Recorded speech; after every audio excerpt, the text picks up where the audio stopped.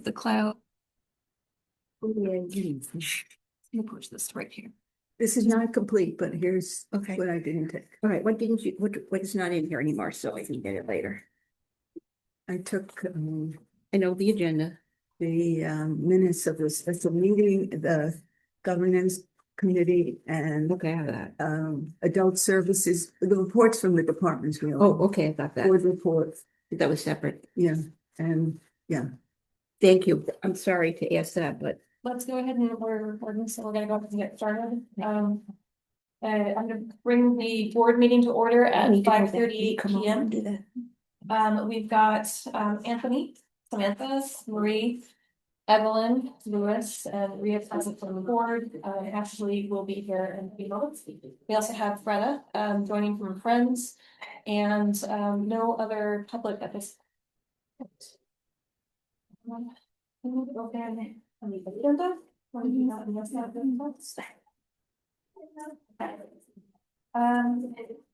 Do we have any public comment? I don't see anyone on here. No, that's just us. So, Mhm. okay. Freda, you are looking at. Well, I'm going to set the thing by suggesting that people talk louder.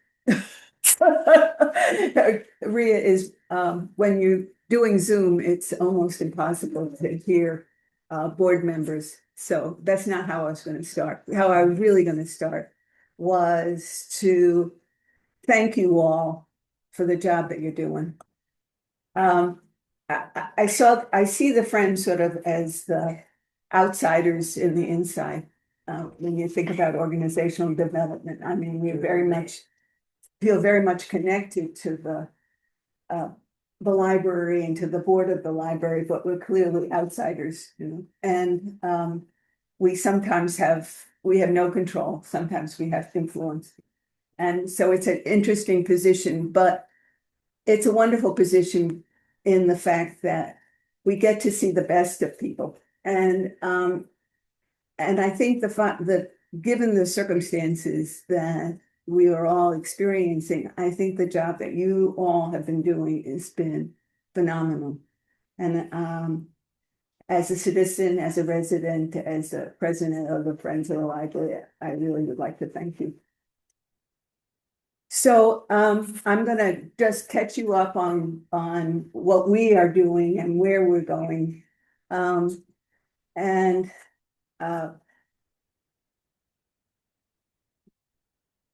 I don't know if they're in a particular order, but this is how I thought of it. As some of you know, the closing of the bookseller to make way for a temporary children's space made work very difficult for the Friends. We had to then figure out other venues for selling books, for organizing books, for distributing books. And we did it, you know, we did it. So we've had to establish new outlets for books. There was a huge number of children's books. There is a service, this is probably more detail than you want, but there is a wonderful program in Albany called the Red Bookshelf, and they take children's books, they refurbish them, they place them in pediatric offices in schools and stuff like that. But we had 2 carloads of books go to the Red Bookshelf. I mean, that's probably, you know, 2 Subaru carloads of books going to them. We, as most of you know, one of our principal venues, what happens, I don't know to what extent some of the newer board members know this, but the library gets donations of used books. The library then looks at the books to see if they want any for the collection. Very few get added to the collection, and the rest come to us. And they are of all different quality. And so we have a way of sort of organizing them, but the best of the books goes to pop-ups that we have at the farmers market. And over the I don't know, maybe it's 5 years now, we have this wonderful relationship with the farmers market and Steve Riddler. And so we have you know, 3 or 4 each season, and went out supposedly last weekend but we didn't go. We had to cancel because it was pouring rain. We did not go. The farmer's market went out in May. We can't take books to the farmer's market when it's raining. And we have a tent, but damn books do not sit, nor do people stand around and look at them. So anyway, so uh, so we have been looking for establishing outlets for the books. One of the things in the last week is there used to be a free table at Lansingburg. What we've done now is, with Lori's help, is there are bookshelves where there used to be the free table, and it's a better, and it's in some ways it's some of the leftover books from the bookseller are on those shelves. So it's a better quality of books than normal free table books. But so they're free, but we've also put up our Venmo thing so that, oh, there's an illustration. How nice. Cool. It really is cool. So there's also an opportunity for people to make a contribution if they wish. We use Venmo there. We use Venmo as a farmer's market. We don't take checks. We don't take credit cards, but Venmo has, particularly at the farmer's market, has been an effective way because people don't carry cash. We now, with our relationship with Steve Riddler, now are storing our books at the atrium. So he's provided space for us to store and sort books. So we're still transporting, but we're transporting from the atrium outside, but from here to the atrium, from the atrium to outside. There's a lot of hands-on work that happens with the books. And so we have a pop-up schedule for this Saturday. The forecast is good, one in July and one in September. So that's one thing that's going on. On May 30th, in coordination, I'm not picking the right word, the Friends are having an annual meeting on May 30th, which is a Saturday, from 11:30 to 1. And the people who will be invited to the annual meeting are friends, card-carrying friends, people who have paid dues or have made contributions this year. So there are probably, maybe, I didn't check the number, maybe 250 people will be invited, and maybe, I don't know how many people are going to come in the middle of a Saturday afternoon. But that had to do with wanting to do this in May in a timely way and finding space and having a meeting, not at the end of the day, not keeping the library open later, all those kinds of things. So it's not the greatest time, and so you are all invited. You'll all get invitations, and so that's happening the 30th of May. Quick note, it's a reminder to become members of the Friends if we are not yet, right? You get a special dispensation from the Pope, who's sitting right here. And so, no, you are all invited. So the other big thing that's going on is we are also in May going to launch the annual appeal. Hello, Ashley. So this is the 4th year that we have been doing the annual appeal for the library. And one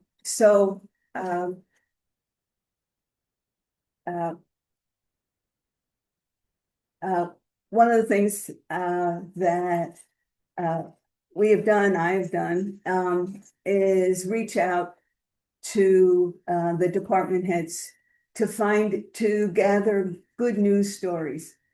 Because I think one of the challenges is, how do you posit the fact that there's a transition in leadership going on, and but the library is alive and well.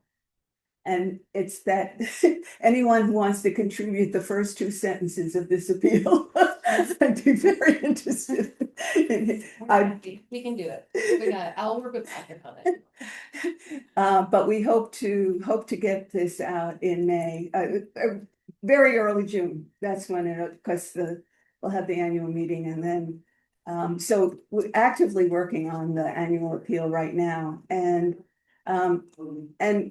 I noticed in this board packet, there are reports from each of the departments. And they also responded to requests that I made to them for good news stories. And I was so cheered by all the things that are going on. But some of them also is sort of, there was a slowdown till the staff could move from the art gallery back to offices, so there could be programming. And so, there's a lot of flux. And thinking about that. But since that time, and even during that time, and the other thing that we will highlight is the fact that there will be air conditioning this summer, partial air conditioning, that there are funds. Maria was helpful with this, funds available to expand it to more spaces. Those are things that the public really wants to know and would like to know. The fact that, and I don't, that if and when you pick contractors to work on the roof in Lansingburg, that the roof in Lansingburg will start there. And what our experience once a lot of you know this stuff, but since there are a number of people who may not know the history as we experienced it.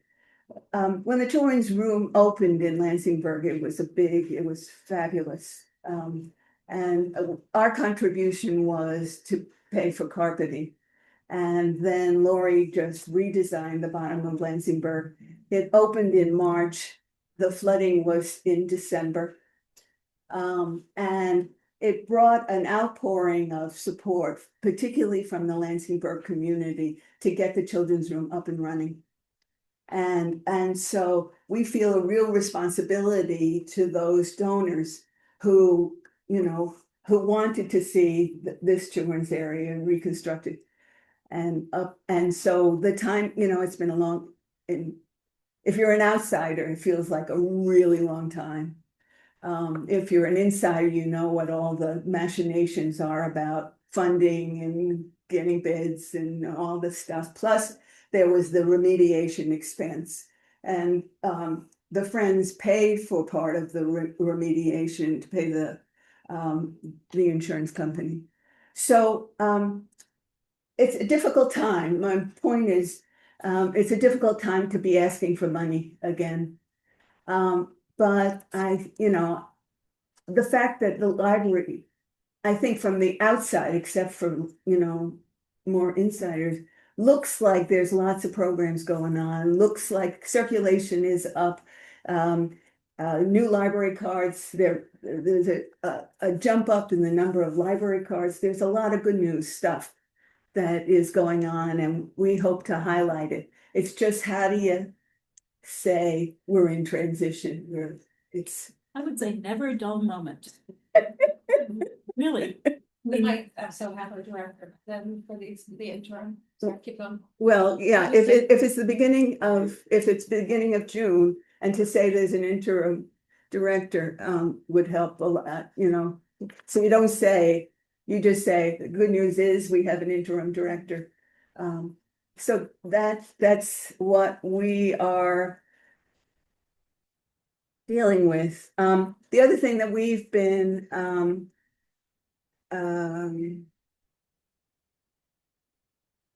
very much involved with supporting is staff appreciation kinds of events.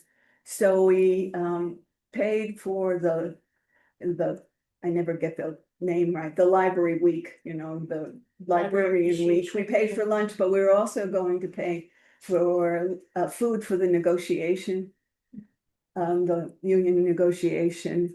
People have been bugging me about the plantings outside. Me too.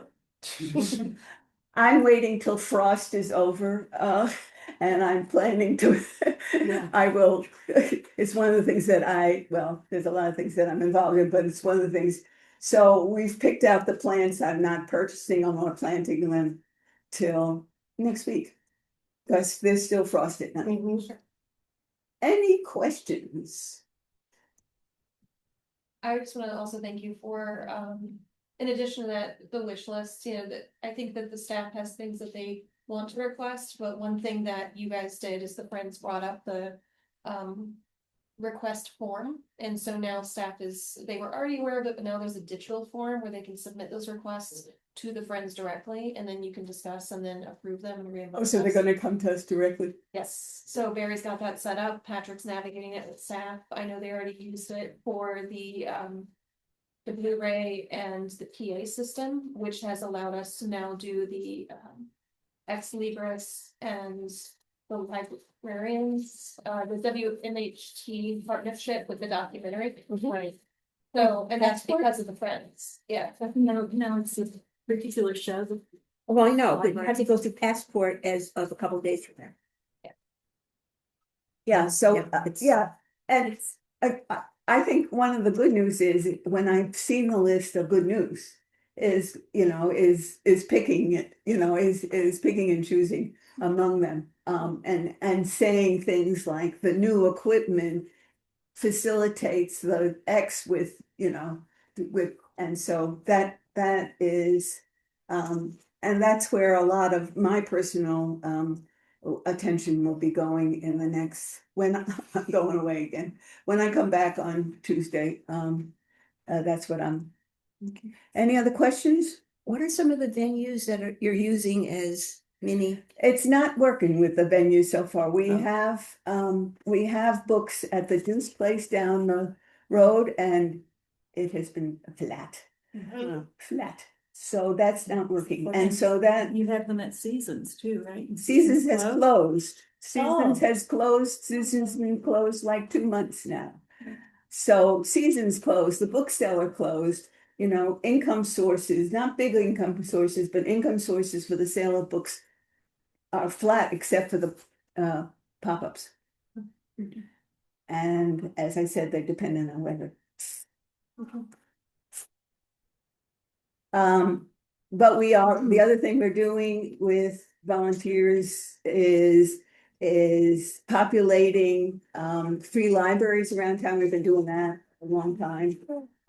So there are a bunch in Lansingburg, as Ray's involved with that, and Lots of Hope, and so they're around town. So the ones that we don't take for the pop-ups, some of them are, this is the weeds, but anyway, some of them are good enough to sell, but then there's the third rank, which is free. Yeah. They're free, they should be free. So if And you those are know, going into pre-existing little libraries they're or, okay, pre-existing. okay. We're not right now, not in the business, can't be in the business of identifying new. Though if people come to us and say, hey, I'm setting up a free library in front of my house. Yeah, You it'd have be books. fantastic to get a map. Yeah. Well, there's an organization that supports free libraries. I mean, there's an official Yes. free library, but there are also these pop-ups that happen without that. Yeah. Any other questions? I feel like. Sorry, there's a lot, and there's a lot to cover, and I'll just say thank you, I appreciate it, I know at some point we do want to revisit the MOU, but let's wait till the director, and it's not urgent, and it's. It'll be good. Yeah, we do need. Good question. I think we are, right, in the y'all are meeting, and thank you for the invitation to the annual meeting and the pop-up, There's and, an annual meeting on the 30th. I got the message. I'll Okay. hopefully be there. Okay. and other than that, I think. Are you gonna stick around for the rest of the meeting? I was planning to. Okay. Can I? alright. Yeah, Or go unless for it. you go into executive session. No, I'm gonna wait for some Lansingburg news for later. We'll get there, alright. No, I was planning to. Okay. I freed my calendar. I usually have a Zoom call on Tuesdays, which makes it difficult, but Because I wanted to be here. we're hoping to get out here before 10, so, I'm talking to the agenda when I said to myself tonight, more time for. All right, thank you, Greta, again. You laughed, you weren't here. It's nice. Absolutely not. Lindsay and I left at 11.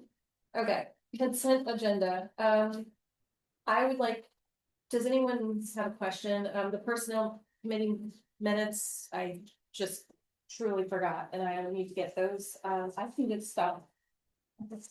I would be open to someone else wanting to be the committee chair of the personnel committee at some point, if anyone Would only be me. is interested.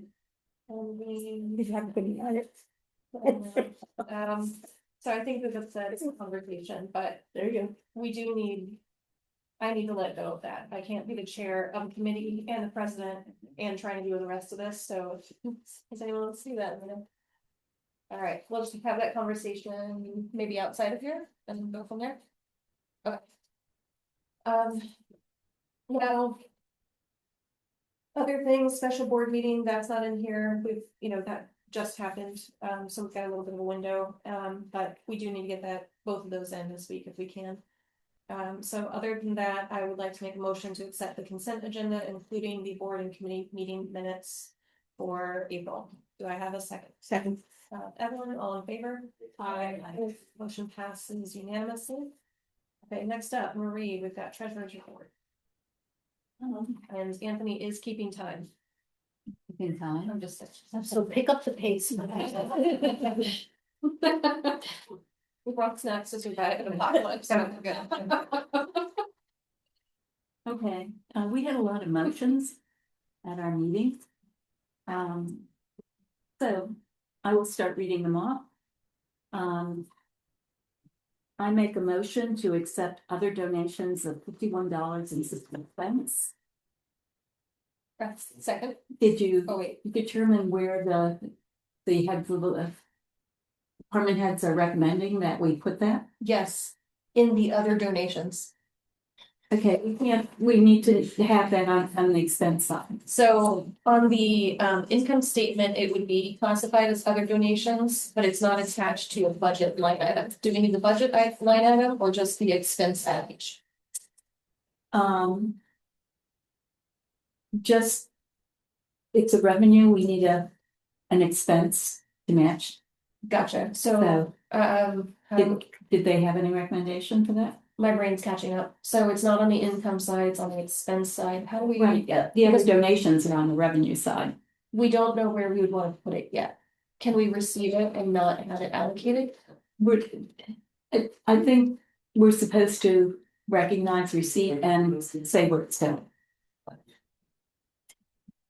If it's not restricted. Yeah, it's not, There's anonymous It doesn't- donations. yeah, it's not restricted. No, I realize it's not Okay. restricted, but I learned in attending the Office of Controllers training session that we're supposed to be accepting donations and indicating where HR. specifying it's Yeah. supposed to go. Is there not a way to do a general fund scenario in this? Like they were talking about anonymous donations, right? They were talking about any donation. So if you've got donations that are earmarked for a specific purpose, like what happened in Lansingburg, that feels like it makes all the sense, like you know exactly what you did. But in the other, I don't know, what would the system recommend we do? Or what did the state, was this a? Yeah, it's no crawler, right? Yeah. So what did they recommend, just that you designate it somewhere, so do we need a policy that indicates that upon receiving a donation, that is, anonymous or from someone with a name, that it be, I don't know, earmarked for a general fund or, do we need policy that states that? We don't need policy, we need a motion that states where this donation is going to go, but I also don't know that it's a question of what fund it goes into, It's not a more like question of it's an income statement issue, right? right, where it's going to be used. Right, to show on the income statement. You don't need to have there be linearity between, okay, we're having these donations in the income revenue section of the income statement. But when it comes to expense, like. You need a line item maybe in the income revenue or the expenses. That, Well, there are lots of line items and expenses, so it could go toward programs, it could go toward materials. we'll just do HR. It could go toward HR. Yeah, I don't, so the staff doesn't have an opinion on that, and I think that we need to put it to the things that we know are over, which in our case are gonna be health insurance or HR. Yeah.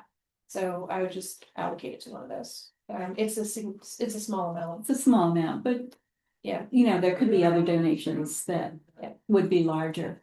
I guess I would prefer health insurance. I'm fine with that. So what the idea then here is that every time this happens, we would motion to where something goes every single time?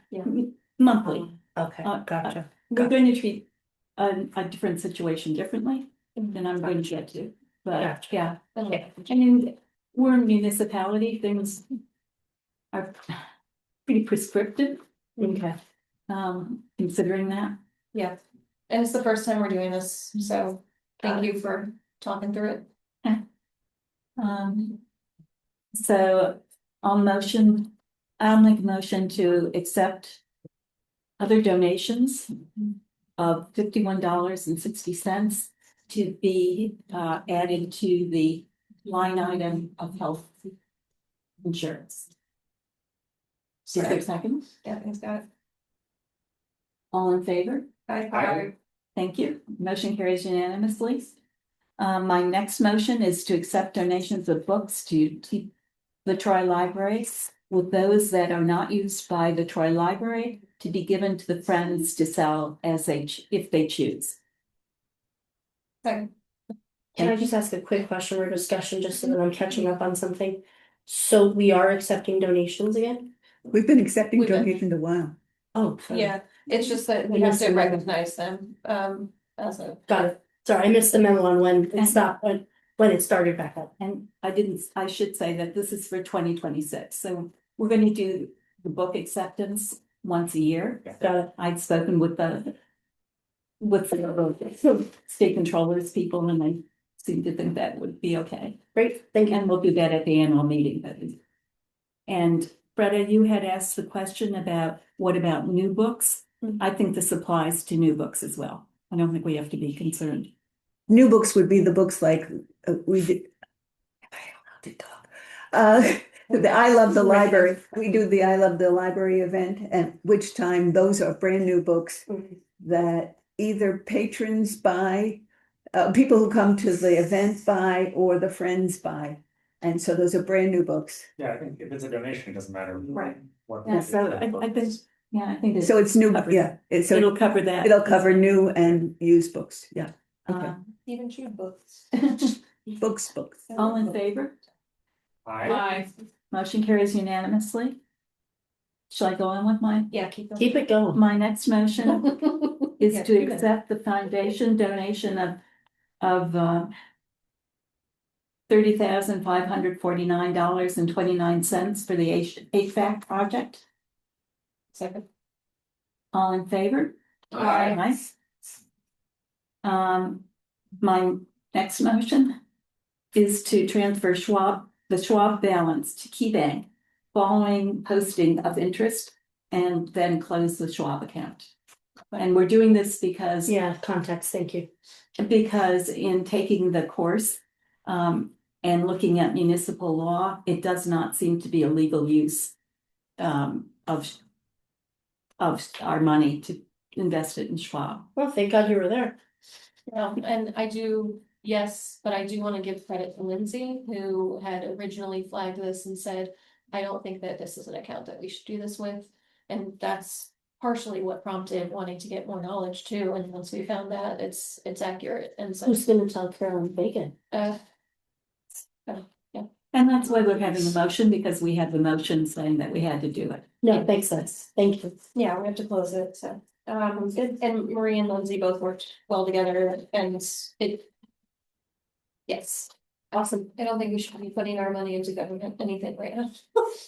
From a timing perspective. Alright, It's going under the mattress. And yeah, the state controller's office said that even though it's in government securities, it's still, is not appropriate. There's also a reference to are using a bank or thrift, which would again not be Schwab. Although it's a lot easier than KeyBank. Did we vote on this yet? I Yeah, think Rhea seconded. yeah. There's a motion. All in favor? Aye. Okay. Next motion.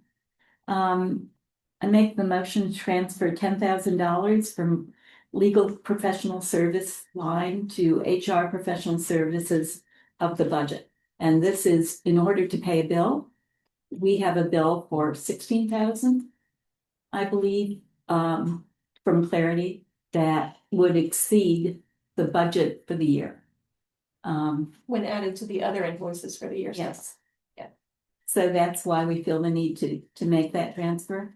We are going to be looking at the budget. We're scheduling a special finance committee meeting to discuss the budget because we will have to make changes more thoroughly, but in order to pay this bill. Yep.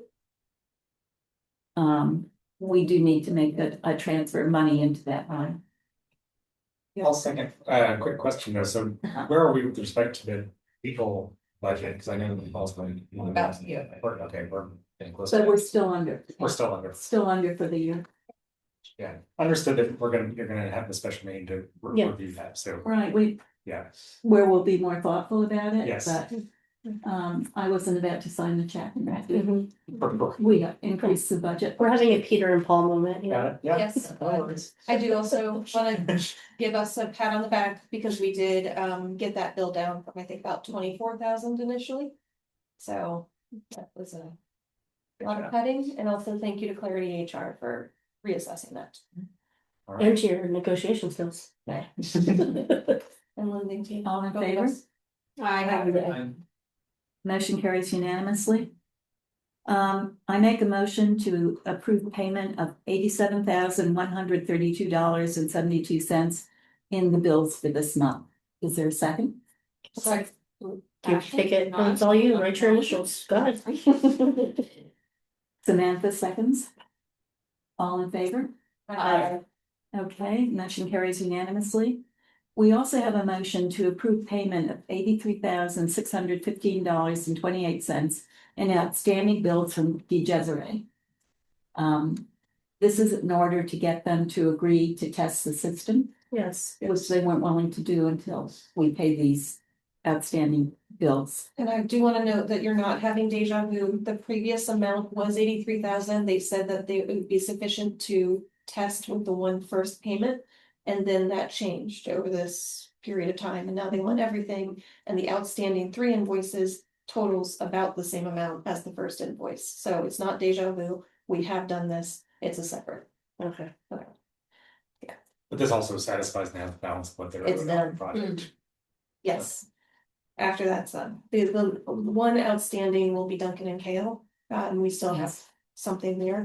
And we are looking for a quote from them on repairing the hole in the office in the basement in Maine. So I feel a little conflicted because getting that quote from them when we still have outstanding checks isn't great. DRI does have the payment request, and they communicated with Lindsay today about something they need from that, but they're getting closer. Sorry, I keep going. Did we have a second? No. I'll second. Maria seconds. All in favor? Aye. Motion carries unanimously. I'm through. Not I bad. think unless somebody remembers another motion, No, that's all I had written down. oh, good. Do we have T-bills? No, we already did that. That's done. Well, this was not the. That was the Schwab account, right? So that. If No, not, well, Oh, I sorry, didn't hear the question. I misunderstood about the treasury bill, but it is on the agenda, so. yeah, it's on the agenda, but I think you already moved forward with that. And yeah, I can just Yeah. tell the board what I did, since we're not able to invest in Schwab and bring in extra money. I invested our 400,000 of our operating reserve in 1 month T-bills. This is the first time we've done this. Both Lindsay and I agreed that it was a conservative amount. What may happen next month, but we we may reduce it by 100,000, make it 300,000. But we're just starting out in trying to do this approach to getting a better return than the 0.9 that we get on the investment account. It was about a 3.4 interest, which means that over 1 month, we might see a $13,000 return. Which could help cover the clarity bill. Do we need to approve that kind of? That's what I was curious about, because in the past, I feel like when we moved. I feel like anytime we invest in T-bills, we usually do a vote. Yep, we have. I've invested a lot of times in that vote because the policy says that the treasurer manages the investments. Yeah, I guess you're technically not spending the money, right? You're just moving it. But I don't know either, and Well, is that fiduciary responsibility? For example, when we acknowledge a staff member leaving, we there's no approval issue to it, but we're saying we know that there's a change in, maybe it is because we're spending, but we are moving money, and I think that's part of that fiduciary responsibility of we acknowledge what's been happening. And it's on the record, and I also know Lindsay likes to have that, because then she can go, okay, everybody knew about this. Yeah. And it's not just on me, and Mhm. would it be okay to do that? For this amount? I do manage the T-bills without a motion. So particularly, they come due at not necessarily a good time in relation to our board meetings. T-bills, Lindsay doesn't manage, I manage. Right.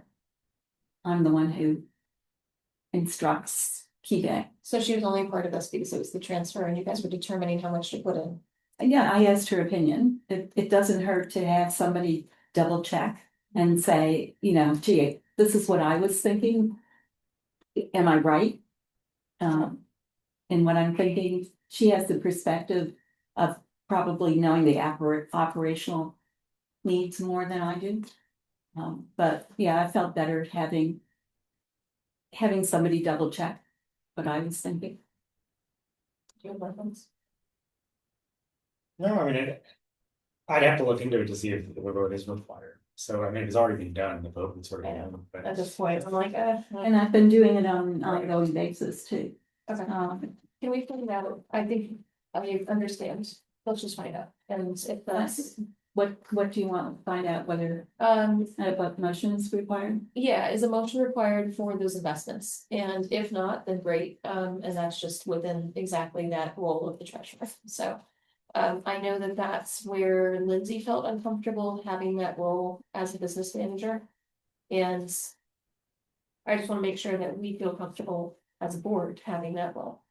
Is that something that's standard? And if it's standard and what happens, then just educate us on it, because we just may not be aware of it.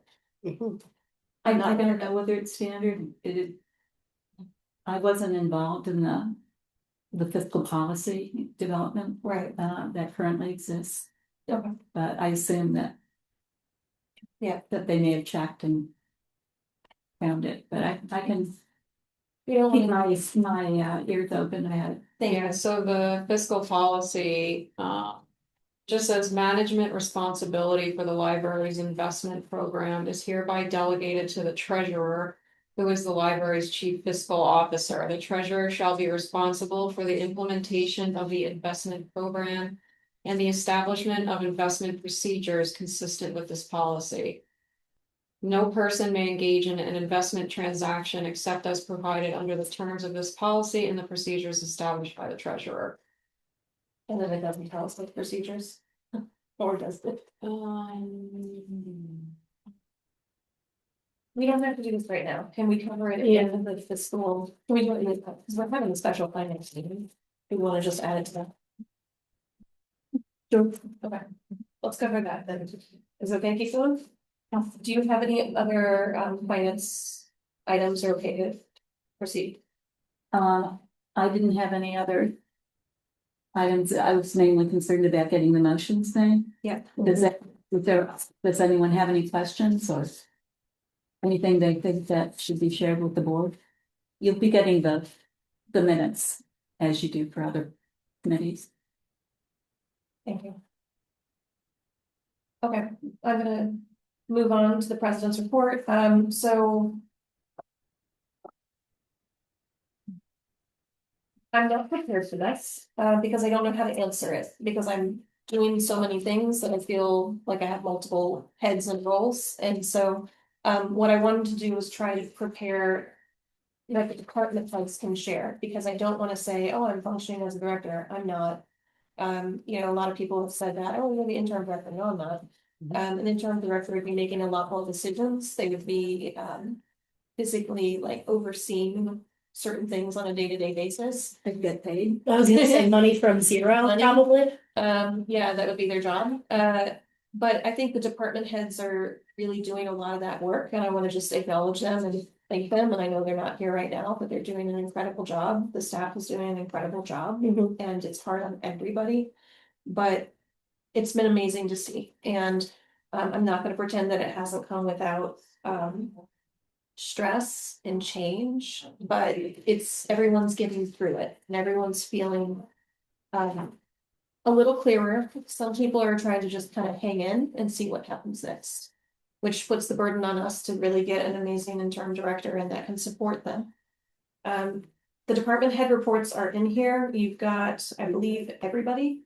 I have a packet in front of me, but everyone has a different style and kind of what they prepare. The collection report, I think we lost the headings, but you have on the collection spreadsheet, there's the items that were added and the items that were withdrawn. And I want to make sure that we know which one is which. Oops, sorry. We've got, hold on, someone's been trying to get into the account. I don't see anyone. No. Lindsay in Zoom meeting.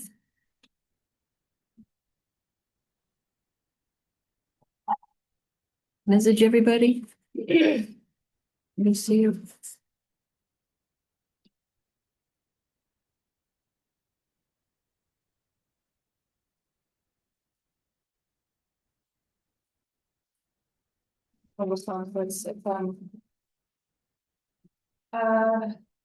Are they trying to get on? Yeah, they're trying to get on. You see anything else?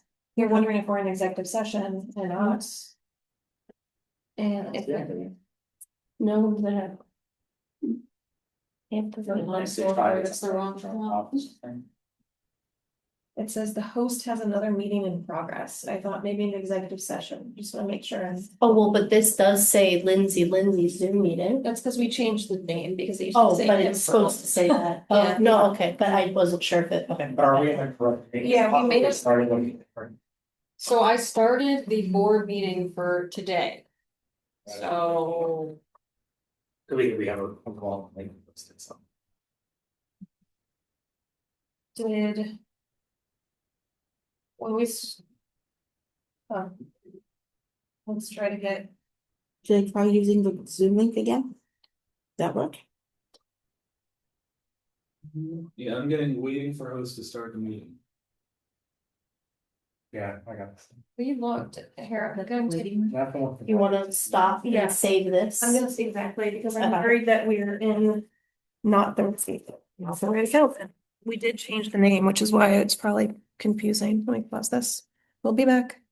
Well, back to this, that was that makes. Okay. Okay, is this everybody visible? All right, it is.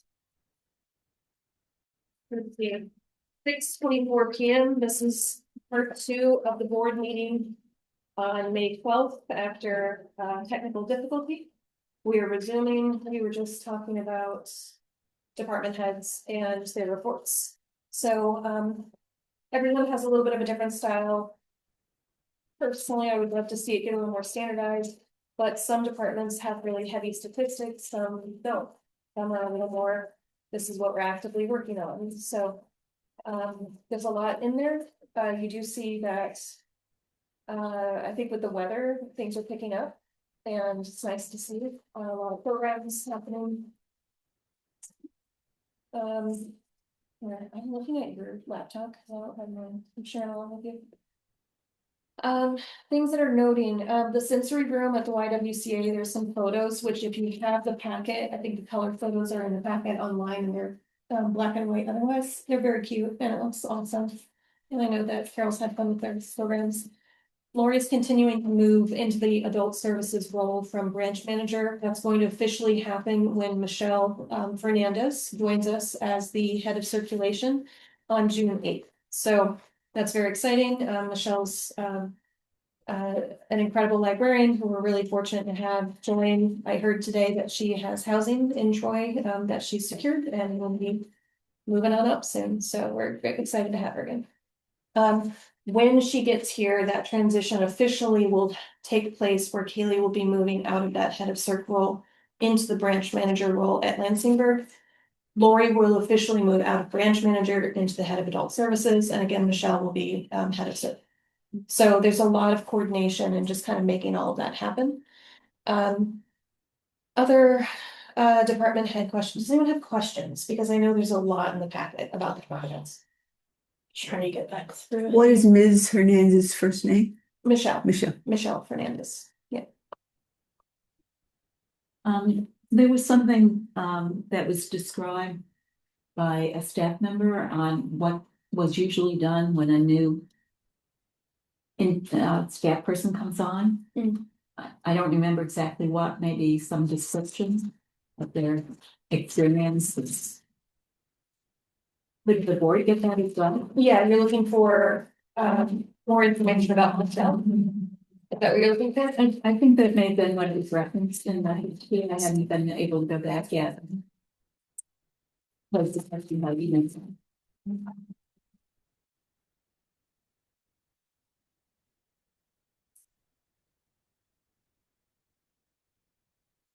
Sorry, did we get that question or where did that come from?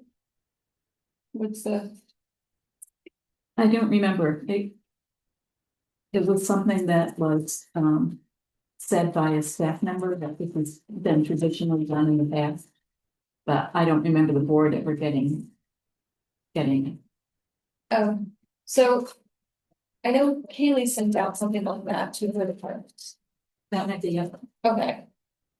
Just kind of an introduction. Was the staff member saying, are we going to get this, or that they want that? I think posing it is something that could be done. Okay, all right. So we'll put out, we need to do kind of a larger email to staff on the status of everything. And staff extension. I think that it would be useful if that is done at the board being included on that. It's an internal email to the staff, so I hear you. You're looking for information about Michelle, so let's do a board introduction to Michelle. And what we can do is what at least Tim used to do in the past, where we recognize her officially in the next meeting, because she's not here and hired yet. Like, I'd like to get her fully onboarded before we do that. We're not at that point yet from a personnel perspective. So we need to get her in, get her established, and then at that point, let's make the introduction. Okay, let's keep going. So. And sorry, that gets into a separate issue because the union does want roundups of staff and what, the union wants a monthly roundup of everything that's happening. And I need to establish whether that is something that I'm continuing, or are we putting that on pause until we have the interim director? So the stress to receive from me is the realization that we do need to do this at a broad level. Well, and what you mentioned about what usually occurs with recognition of a staff hire is appropriate for the board to be doing. Right. It's Well, required. absolutely. It's a requirement. That we approve it even though it's already civil service, and that we acknowledge those leaving. It's. We're going through that. She's not employed yet. I know, when there is. Okay, so she's not here. She's not employed yet, and so we will do that when she is Mhm. here. She is not physically starting until June 8th. June 8th, Yeah. So would you typically recognize someone before they? once they're here. once they're here, but it is not just something we kind of do. It's one of the requirements if you go back to the handbooks. So, I know sorry. that. I've been here for a year and a half. I know that. Thank you. So presumably then we'll be recognizing her next month. Yes. Yes. Um, Okay. Does anyone have any other questions? I'm laughing at the number of bathroom uses. Bathroom uses. 1,121. We also don't have a custodian right now, so if we can keep moving, that gets into personnel updates. So the custodian, we are making an offer to, we are waiting to do reference checks. This gets into the need for policy. We need to have a waiver and release for records. We also need to look at background checks and implementing those, and we need to work with a firm to perform that as a third party. I did do a search on New York State background checks, and it did talk about how it's appropriate when in childcare settings and so forth. But it was interesting to me. It was also looking at it from protecting the individual. So it said something about not being able to do a background check unless you had a conditional job offer. Right, we don't do it until someone is at that point. So we would never perform that until someone is at, we're about to give you an offer based on this. There's also Clean Slate Act, and we have to now. Oh, that came up as that. It's also not something that our HR company would do. It's something that they, I think I CC'd some folks on this, they need to have a third party who's actually licensed and certified in this to perform that. So, we need to have a policy in support of it. We do need to kind of expedite that because we are probably gonna want that for our intern director. And so if we can do it in the next one, then pass it maybe at the next meeting or even a special, ideal, depending on the timing of our selection. I don't wanna rush it, but it seems very important. Okay, other conversations, library assistant, we have that 15-hour bucket that is open. We thought we had 2 15-hours, which the staff had wanted to have a 30-hour hire with benefits.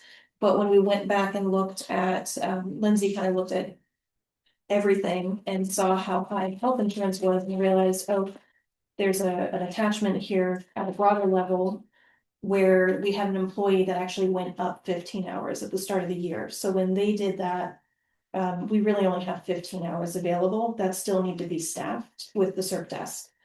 We also have a conflict of, I'd say priority, but you've got a very generous department head, where those 15 hours could be staffed on the CERT desk, and what they really need is 5 hours on a Saturday, to help do that Saturday coverage, which has been difficult. And at the same time, we desperately need an administrative assistant, and that's from a financial perspective. There are findings from the audit that Lindsay is touching the money from beginning to end and should not be the only person doing that.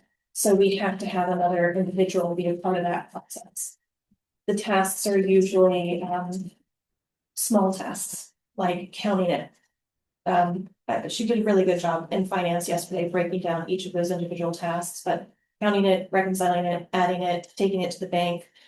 It's her from beginning to end. And she also has a number of other tasks that are just purely administrative, but she cannot get through her day. She can't get through deep work. The number of times people just walk in and ask about ordering supplies or needing this and needing that. We just don't have enough administrative support for the amount of need and the size of the staff. Which is why we have a lot hitting HR, and then we're getting billed for HR because we don't have that here. So the question is, can we take that 15-hour role, split it into 10 and 5, hire a 10-hour a week admin assistant and a 5-hour a week person that can help on certain things. So that's one potential solution that I just want to throw out there. And it's a backfill position, it's already available. The board wouldn't typically have anything to do in terms of an approval process on this. But because we don't have a director, I feel like it's a shared responsibility with personnel that we're gonna have to discuss. to say yes to. Any questions? Okay, So, well, one quick question, if this is partially addressed, but summer hour Saturday issue, would that division continue past the summer? so this is not that solution. I want to be careful of that too. This is just a gap of someone that they're missing. That they still need support on Saturdays. Maybe that's. Yeah, because one of the individuals that typically works every Saturday is actually not working on Saturdays during the summer. So they lose someone that's a very reliable Saturday hire. So in addition to not having that person available and not having that head of cert, they lose a person. So you're actually down like 3 about. Which is why what they're looking for is someone to help for 5 hours on a Saturday, plus 2 temporary workers. And that would be the solution in addition to the summer Saturdays. Questions? We're kind of getting into the summer Saturday proposal, so happy to cover it right now.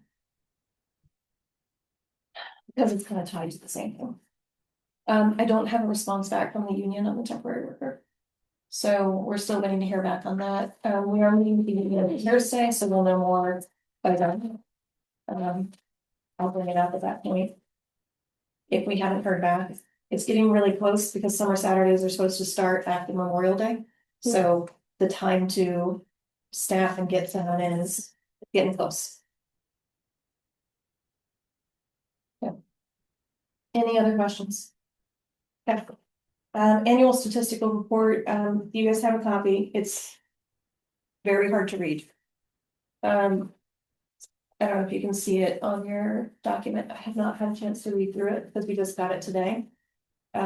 This was already submitted, what we can do is submit revisions, so if we have them, just let us know, if you have questions or concerns. We can revise it, so just let us know. Do you need that by a certain date or? It would be great for us to review it by the next board meeting. Yeah. Yeah, does that sound good?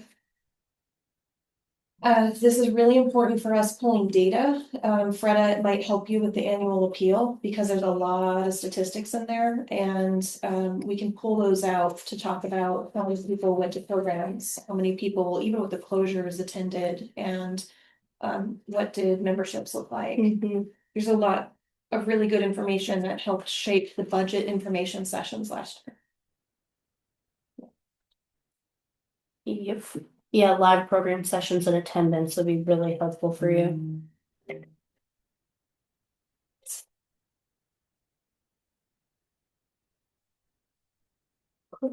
Okay.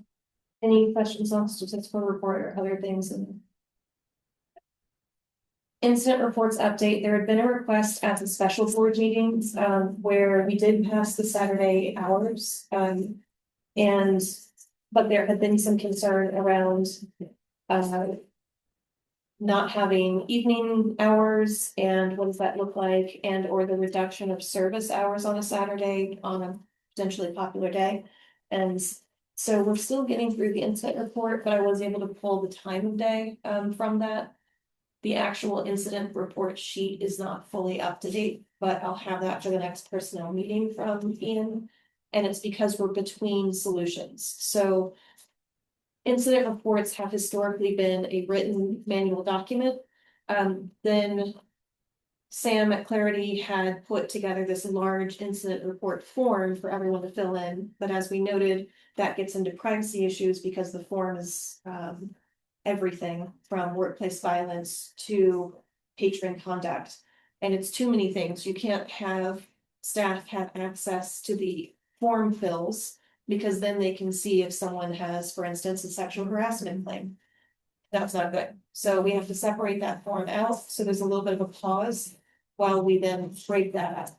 So there's a gap in the data and it's just gonna take like another week and then we'll be able to compile the number of incidents. But we didn't have that many, except that some of the incidents that did occur in the past month weren't great for staff. You know, we did have someone harass one of our one of our CERT staff at Lansingburg, pretty significantly, a couple weeks ago, and I say significantly, I think it just, the problem is that from a staffing perspective, that individual did not have the relief to leave work, right? They had just gone through something. And you've got another employee that's there with them, but they did not have anyone that could come and step in, to allow that person to kind of come off desk or just literally leave work early and kind of manage, what they have gone through. So I think this is where you get into safe staffing levels and needing backup and what happens if there is an incident and someone's trying to remove themselves from the situation. I think the other individual had been on break when it initially started, so they were just kind of in this environment alone with that patron for a moment. Yeah, I'm learning a lot about patron incidents. Oh, there are things that I did not realize that we would need to scenario plan for. I'm gonna give one example. I don't know if I can give this example. Would Tim typically give some examples of things that happened in the past? Yes, Yes. but de-identified. I don't wanna identify. Apparently, there's an individual that does bring a crock pot in and cooks fish stew in the reading room. Oh, yes. Still, they're back. Well, no, but I just didn't know. I don't think I retained. Did you know about crock pot person? I don't know who it is, but the stories were here. I think even when Paul was here. Okay. Okay, but the guy who smokes upstairs and brings his own ashtray. He's a really Well, that's nice guy. different. He hangs ashtray around guy. with an ashtray guy, but he does break his restraining order frequently and on a really regular basis wants to use the Wi-Fi, and so there are frequent calls. I don't want to get into the scenarios. I'm just gonna say patron banning matrix perspective. I'm having, I don't feel comfortable making the calls that need to be made about how we make that patron ban matrix right now. Where Ian's is asking me, hey, 3 kids came in, they just broke the dumbwaiter, they completely overloaded it. And you know, someone stole $10 from the reference desk or something. How do we want to handle that? And then, another person relieved themselves underneath the wheelchair accessible ramp at Main. And what I'm struggling with is the recommendation initially was to give them both a 1-year ban. Is relieving yourself on the side of a building equal to a year ban the same as someone who's now caused $5,000 of physical damage and stolen from the library? And when you look up like state laws, public urination, I think, is a $25 fee or $50, and then it like escalates a little bit from there up to finally becoming a misdemeanor after so many incidents. So we're now getting into fun things like Googling New York State public urination fines and escalations. So I'm saying this because we're gonna have to cover it in policy and governance, but when we talk about the patron banning matrix, I kind of had like really generic kind of thoughts in mind of what would cause someone to be banned. I didn't have other scenarios in mind that are really unique. Right, but I think that's where we have like. The verbiage that's around like the discretion and like what our process is for determining it, right? Yeah, Not like yeah, listing out just every everything that could single- possibly happen. Yeah. And the But the considerations for what discretion. you have talked about, like minors. Mm. That's also different, right? And that could, Yeah. that piggybacks on whether or not minors at what age are accompanied or unaccompanied in the library. And so like some of those things fold into each other, but yeah, Yeah. I mean, that was what Andrea Nicola was talking about. I think addressing that through maybe having damage to property over in there is easy, and you know, yeah, being on the outside of the building to me doesn't seem like it's really damaging the property. So No, we can wash it. yeah, It's an inconvenience. right. I wish it didn't happen. But, and I think I need assistance on those because what's happening is the discretionary aspect. That's where I don't like it, because I've got someone that's. What's happening is staff is like, well, I told him to stop, he didn't stop. I'm upset. Can we do this for a year? I'm like, no, probably not. That's not equal to the $5,000 of damage to property, right? Like, let's start at 1 month, right? Something like that. Mhm. And I don't know that I love the discretionary aspect, so I just want to make sure that we account for it. And I don't feel equipped to be the one to do that right now. So that's why I'm saying that to you guys, because if you guys want to, from a policy and governance perspective, take that over, that'd be cool.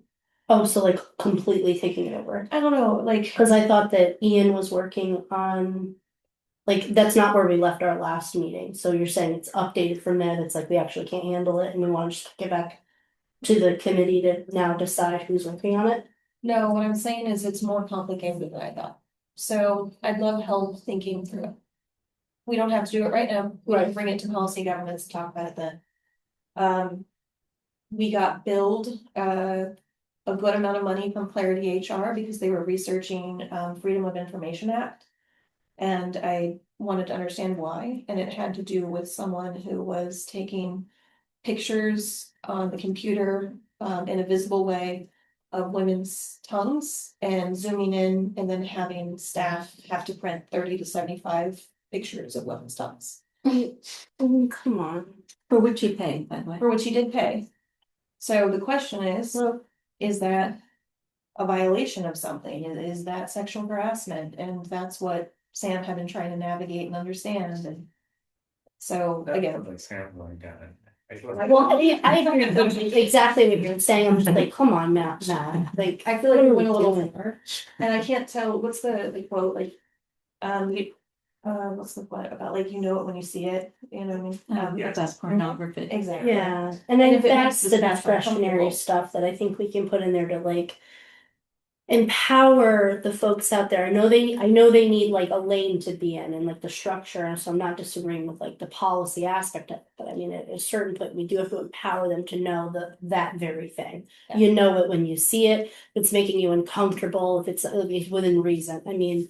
That would be a very bizarre thing to ask our central printing office at Albany Public Schools if they could print off 75 copies of tongues, so no one would take No. that print job. And that's why Ian started doing, night set. Right, totally, exactly. So you wanted to, from a safety perspective. Yeah, and for fish stew guy, listen, what we need is to decide what patrons, like, right, there's a need here, right? And it's not that you need to plug in a crock pot, but there are people who clearly come here, and I know those folks when I've had meetings here. Who this is the only place where they can charge their cell phone, their laptop, their whatever, right? So having maybe we're looking for a small grant to figure out like charging stations at both locations and clearly indicating things that are appropriate to charge, things that are inappropriate to charge. You can't charge your e-vape cigarette, but you can charge your phone, things like that. Those things exist. We just have to build them out. But I think like they're all part of that, like how patrons utilize the space. Yeah. So it feels like one policy and then several other little things that we do that are either policy or practices. Right, and like, do we try to write it for every little scenario? We can't. No, There's no way to imaginable to cover everything, so. there's no capacity.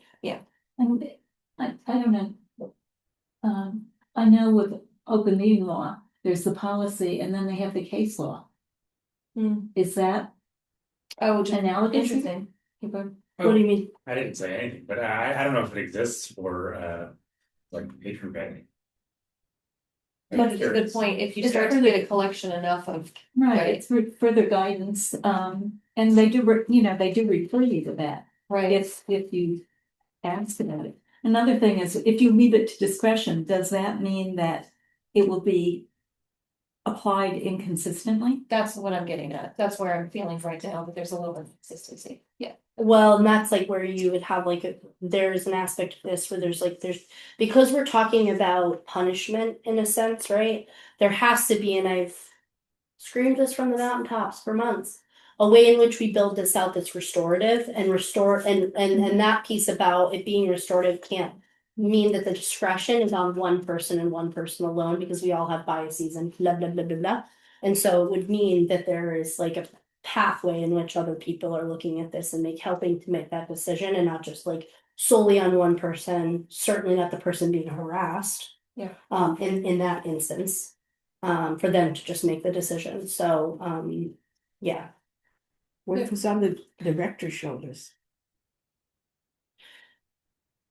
I mean, but you have to have them available for it's not reasonable because they would have to be available at all hours of all days across 2 buildings. Which is what we were just doing, which we Yeah. fully, I think, can say it was completely ridiculous. The director, and I want to be clear, the director is the one who allocates the time for the band. That's not, the staff doesn't do that from what I can tell on their own, because I have to sign it. And now I'm signing the forms every time.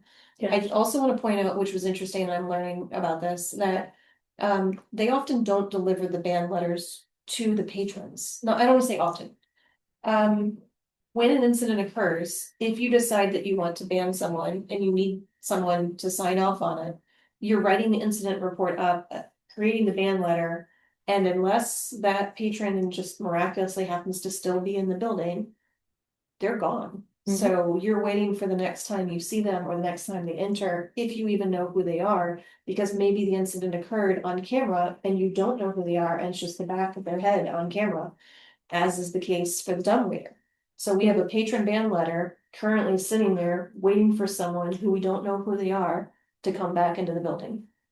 And how does that get communicated to staff and when? And there is software out there that we cannot afford. But it got brought up this week by staff around it's almost like a contact management system, but for incidents, where if there is an incident, or you can just kind of put someone's name in, and if you're looking up that patron, it'll go, oh, they've had like 10 incidents or 2 incidents, and you'll be able to see the history of that, where right now that doesn't exist. Also, if there was an incident, it would notify everybody, where there's again confusion and the inconsistency in when someone gets something right now. So it's kind of up to department heads. In the past, it was very insecure situation where there would be a notebook. They would take the incident, they would put it in the physical notebook, and then they would just leave it sitting out there on the counter, which gets into privacy and confidentiality issues, which is why the notebook is no longer available, in addition to other reasons. We don't have to keep going down this, but I want to share it because it's an issue that's coming up where they're coming to me going, hey, how much time should we do this for? I need you to sign this. Oh, we have to file for an insurance claim because the dumbwaiter's broken again, even though we just fixed it. There's a lot of incidents that are occurring and we just aren't effectively managing them. And I know that we wanted good data to be able to make informed decisions. We don't have evening hour data because we weren't doing this kind of data collection when we had evening hours. So I don't know what evening hours look like. But 3 to 4 is the worst time, like by double. And then oddly, it's the mornings. Question, when Lori was here the last meeting, she said that she did have all that data for Lansing. Yeah, I don't have it yet. Okay, but it exists because she talked about it, and so eventually we'll see it. Hopefully. I'll ask her. My memory as to some of the remarks that I heard as a board member was that, yes, the majority of incidents occurred during the day, but the staff felt it more in the evening because there was not the supervisory presence that existed during the day. And I wonder about the severity of the type of incident too, right? Yeah. Okay.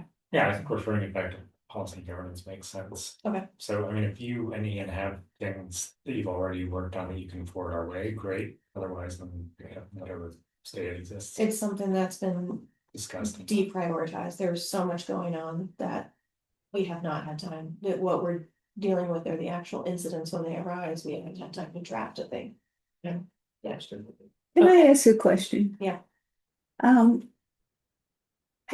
mean, Ian must have colleagues in other libraries who deal with similar kinds of things. Yeah. And they must have ways of recording and dealing with these kinds of things. I mean, so that if he, in fact, in the course of his job, reaches out to find out from his contemporaries. We've done that. I hear what you're asking.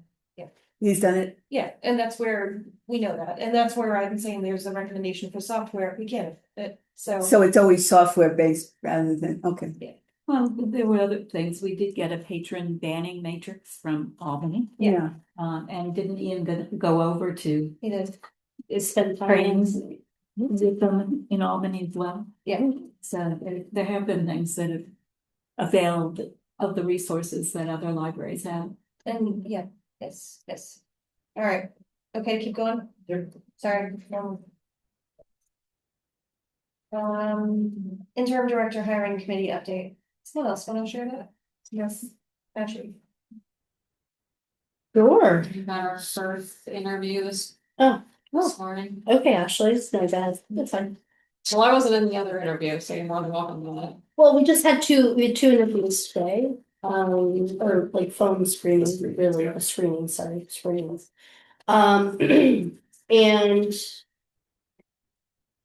I don't know what to share, and then we had the two, it's like, it sounds to me like one. First and foremost, the two people that we screened were on paper qualified.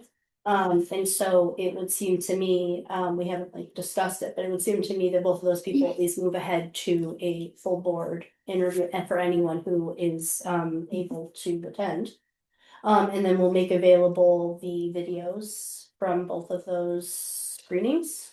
Yeah, I wanna do a thing, and I'm realizing we haven't done this, survey to proceed. So I'm gonna make a little tiny Google form, and it's gonna have like 3 questions, this one might even just be the one question, and then we do the 3 for the interview.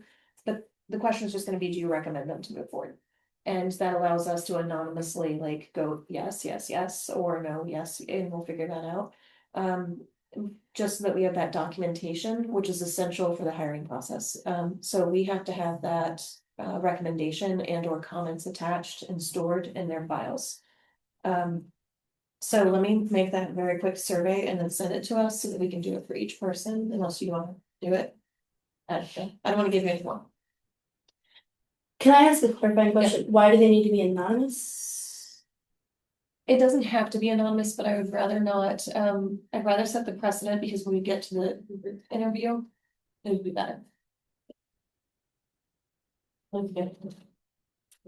I mean, I kind of feel like if we're talking about it afterward, we're gonna. Yeah, because I sort of feel like you have to justify like your reasoning for why. Like if you have a clarifying question as to why someone's reasoning to not move forward, for instance, exists, you probably want to know. Right? So I mean, we can keep it anonymous for paperwork purposes, documentation, but if we're talking about it, well, I mean, if we're talking about it, I guess. Would it be recorded? I'm still a little, I guess not. In terms of, we don't have to record that. Right. The reason why we record the hiring notes is because you do have to store the hiring notes on why you chose. to write not the that. notes, the conversations. Right, that's not have to be. Okay, so then if the paper is anonymous, I think that's fine, conversations. Are conversations. Right, so it allows us to just document. I recommend them for this reason, or I don't for this reason, and then from there you can proceed with the conversation if there's like a split vote to say.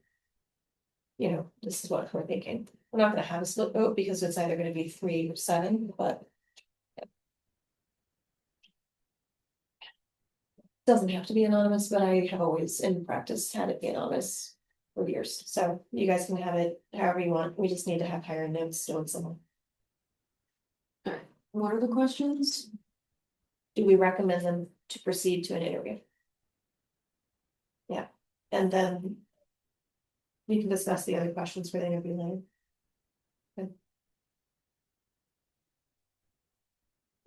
The other questions are simple, it's just, do you think they would be a good fit for the role? Do you think they would be a good fit for the organization? And do you recommend them to move to the next step? Because you could have someone really qualified, but maybe just not the fit for Troy. Right. Yeah. And I don't think we're ready to do that right now for like all 3. I don't think we actually have the information we need to answer the first 2 questions for these candidates. I think the only thing we can say is yes, move forward, or no. Right, I think we have. I can't remember the total amount of candidates, but I think you had scheduled everyone except. Okay, Yeah, there were 2 that didn't move forward, so we had 7, Right. but we have an 8th as of today. yes, I did see that come in. I haven't looked at them, so. They look like on paper quality. Yeah, definitely. Dang it, I gotta schedule more. Yeah. That's a good thing. That's a good But thing. I think as a very broad report out, just in the most general sense. I used the word hopeful. Yeah. There were two very hopeful conversations today, Great. just in a general sense, so. If you want, we can just close our eyes and put a thumbs up or down. I don't care how we do it. They were really good conversations, no matter what, like, I learned things on the calls, it was nice, we did go a little late, for them. But it's because they were really both very qualified people that have a lot of knowledge. Okay, to keep going? Alright, we are gonna get through all those interviews hopefully this week, and then next week we can start on the board interviews, which will bring up the question of schedule. When is everyone available? We need to know your days and times. Yay. Cause we're gonna wanna do board interviews. So you're gonna have, how is that gonna work? I thought, weren't we gonna do the sheet like we did last time where we plugged people in for the times? Like meaning the candidates and then everyone from the board gets it and they plug in which ones they can get on? Yeah, we can do that. We don't have to do the full board. We can just do the. And Yeah, remember, it's available. did we already say it's just gonna be the hiring committee up to the recommendation?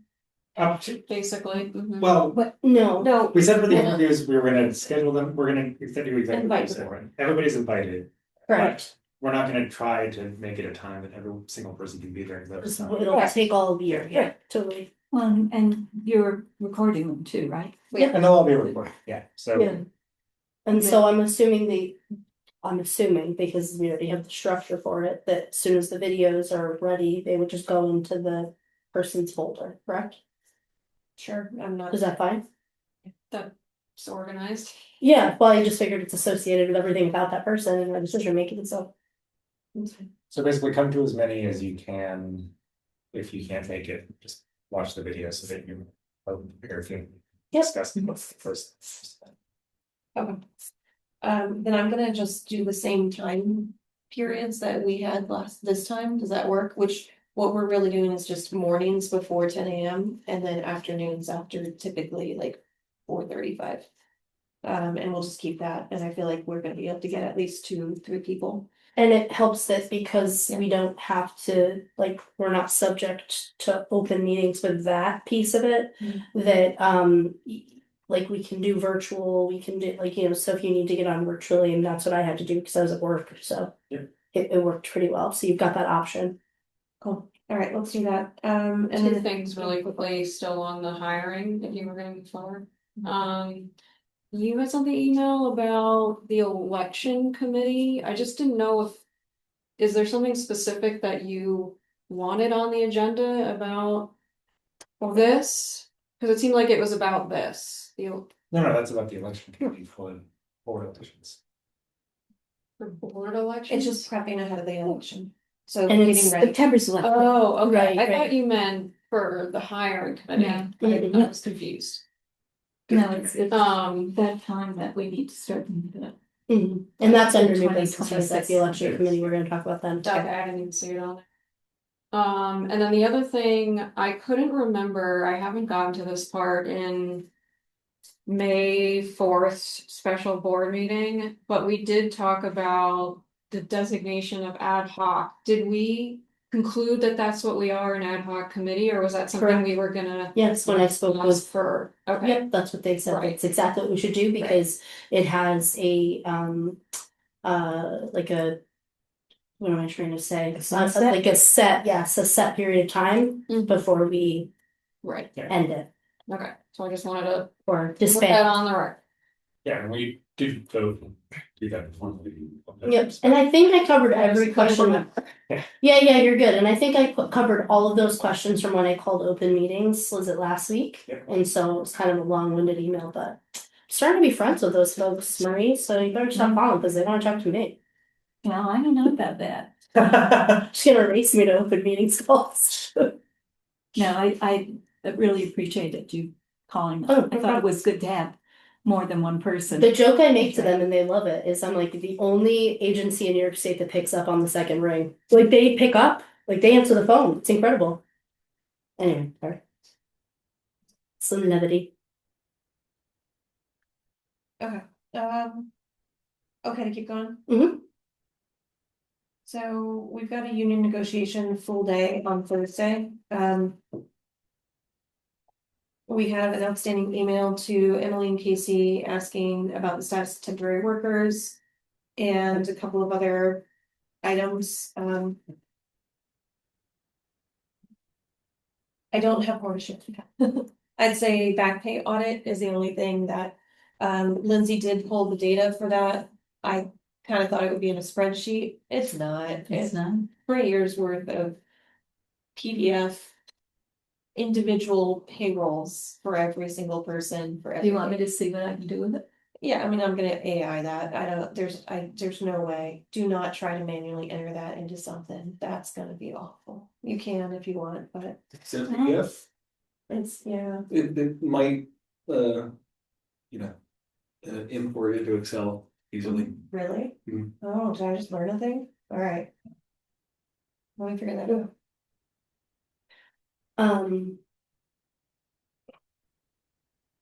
Is there, in going into an all-day session on Thursday, does it feel like we're getting close I hope so. to it to you?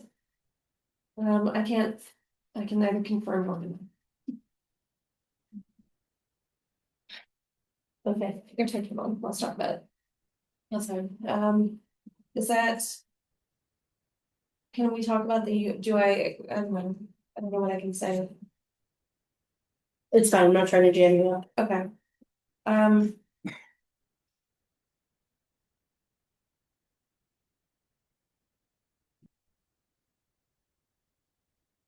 We need to enter executive session. I need to make a motion. I'd like to make I think it can be short. Can you put us at like a 5 to 10 minute? Sure. Okay. I'd like to make a motion to enter executive session to discuss the employment history and potential disciplinary action of an individual at the library. Do I have a second? Second. Lewis. Okay, Lewis, all those in favor? Aye. Sorry, Rebecca, we're gonna put you on pause and we'll come right back. Brenna, we can. pull you I'm back out of in here. soon. I'm not gonna- Okay, let me let you out. You probably like the thing. So since you're breaking, it's really helpful for me. And I'm letting Rebecca or Becca in. Joining. Trying to go, okay. Okay.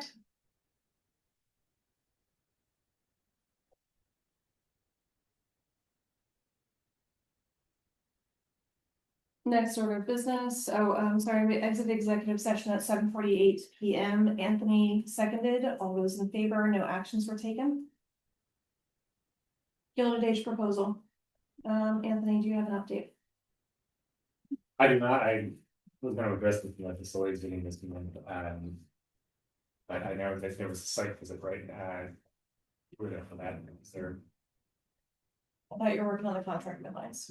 yeah, sorry, I was gonna address the facilities meetings. Okay, they're coming here on Thursday to do a site visit with the structural engineer, and we need to get them everything because I think they're just gonna start filming in June. Okay, so I think we get that back to you, in advance of Thursday. Okay. Thank you. I just wanna make sure that we're moving it because I'm still nervous about their, understanding of things, and I'm happy to see that they're bringing an engineer in. My number one concern is the engineer, they wanna go on the roof at some point because they want to put light through the lay lights to light up the space. And we've already been told not to have anyone up in the attic because it could disturb mold or other issues up there. So we've asked them to not do that, and they said we were able to do it last time. So what do they else? I mean, the fact that we did it last time, the numbers that we have to look to do it now, I mean, I guess the question is. If it's just concern about mold, and I don't know, obviously there's the risks of being on the roof in general, Right. they're assuming liability for it. We need to make sure that release in the. That needs to be in the contract. Have they made a proposal for how much they wanna pay us? It's in the contract, but Oh, from that, It's on us to propose it. yeah, we're, our idea is to counter as much as we can. yes. What was the last time again, 3K? Yeah, 3,000. Okay. You haven't had. Okay, self-service printing and then, yeah, I ask on the Gilded Age? Yep. What impact that's going to have on service in the library? it's going to impact service in the library significantly, so we're probably gonna end up closing. For multiple days. Like weeks worth or? No, I would think, I don't know, but. We've been told whatever they say, 2 to 3 days. Because that would also be part of the counter, no, right? Like the personnel, all of that. What the general cost of operations is for each day. That's how I was thinking about it, personnel costs, et cetera, right? It's not just a location shoot, it's. Yeah, they'll be here, the HVAC will be on, that costs money. Right? Is that someone trying to come in? No, Library board host, okay. No, exactly. It does affect services to the community in kind of a significant way. Yes, I think we propose the higher end of whatever their range is, plus the 2 days or whatever you just said. For sure, to cut to, as fully covered as we can. Okay, other questions or okay? Self-service printing and printer proposal. All right, I wanted to have this, I don't have the physical version. We need to make, I'll send this an email. Hmm. We need a decision on whether we're gonna proceed and how with that printing solution. The recommendation to use the McCarthy Foundation was brought to the department heads. Patrick's going to, I think, look into that. I need to confirm the next steps on actually the order of events. But we're gonna have, Foundation grant. So the McCarthy Foundation grant was going to be used as supplemental to the NEA grant, which we did not get for the big read.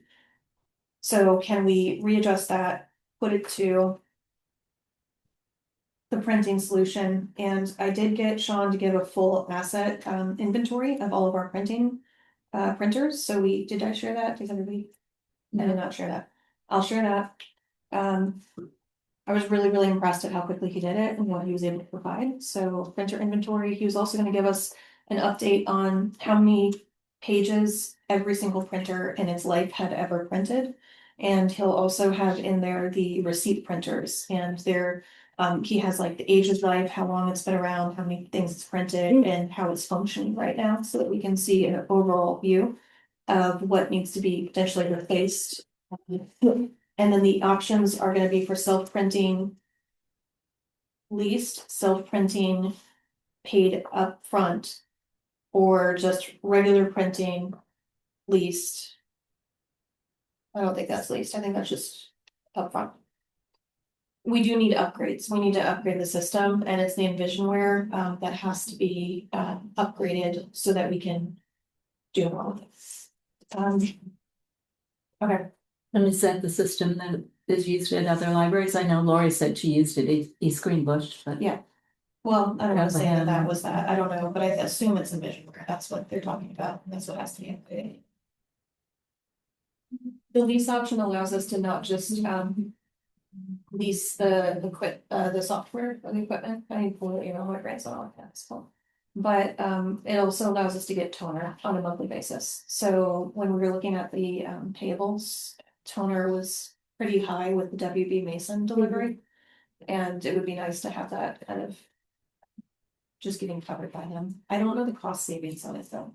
I'm not familiar with leasing versus buying. Anybody else? Yeah, I can ask our office manager, we do it. We do it. We for sure do it. You And- lease it, lease it. And yeah, and then that also means they have an obligation every time we get one of those error messages, which is every 30 seconds, to bring a technician out Yeah, and usually there's like a service contract, so. they have to service it. Yeah. Which is good, because then if you roll that in, you can kind of predict that expense for one, and know that you have it. We also need more redundancy for Sean and succession planning, which Yeah. he has requested. Because he's taking more time off Yeah, and he knows that he's not gonna be around forever. In that, does he have an idea of who he'd like to, sometimes as people's succession plan, they have people in mind. So he's got a guy that he actually uses Okay. in town that used to be, I think, on the board here. And if he. Oh, Do you want to? Kevin? Okay. Which one? Who is it? God, what's Kevin's last name? It's been a long time. I think I wanna go to he Lupitas, went but off that's his when I girlfriend. came on, so that's how long it's been. Okay. But he was an IT person. Oh, yeah. So whenever we need equipment, Sean's usually coordinating with him and then getting a lot of it. But this is where I've had to say to Sean, we do have budget allocated, and especially if we get a McCarthy grant, the staff struggles sometimes because, and he even said this to me. He tried to be so fiscally conservative that a lot of what has happened is very, what's the word? Rube Goldberg?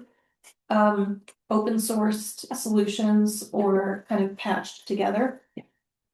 Which is good in certain ways from a security aspect, because no one's gonna know what to do.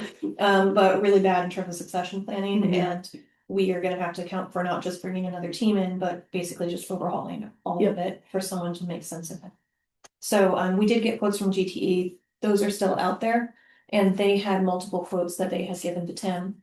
So we do have movement in the direction of someone from an IT perspective longer term. That's not what we're talking about here. We just need to get planners and they need to be reliable.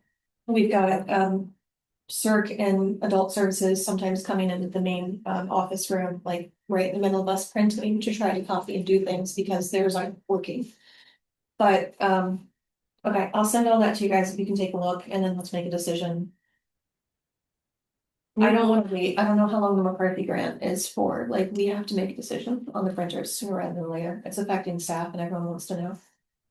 I would think it would be the kind of project that McCarthy's would support, Okay. that they would like, to put a little things and contributed by. Mhm. So we need to- And they haven't been reluctant to contribute for operational aspects of our budget in the past. So also the printer supplies list and options to the board. All right, listen. HVAC status at meeting. We already talked about it. I think we can keep going. We talked about it under bills. Mhm. New business, troll roof quotes. Have you heard anything back, Melissa? And I guess I'll follow their. Um. That's gonna continue to contribute to, yeah, just lots of issues. Okay, I got it done. Thank you. Do we have? Okay, this next one. So 2027 library construction grant is gonna be due June 5th. We did get the interest form to submit from Chris Sagas sent to us. There are materials that need to be submitted with this, including quotes or a description of the project. What do we want to allocate? What do we want to spend on? Like, I assume we're gonna apply for it because we'd be silly not to. It can't be for repair and maintenance. Was something submitted in February when, the system wanted the first, submissions? Did Tim do the leaders? I don't know. I don't have a memory of this right now. Isn't that why he got the electrical plumbing quote? Yeah, but it was not that high. It wasn't that high. It was substantially different than what was in the HSR, which said it was high priority. It indicated that we had recently upgraded our electrical. Maybe that was done in conjunction with the HVAC. I don't know, it just seems somewhat discrepant. So I mean, I was just looking over the meeting minutes from January for the facilities meeting. Well, it was like the exact question because there were two things discussed. Folder. 1 second.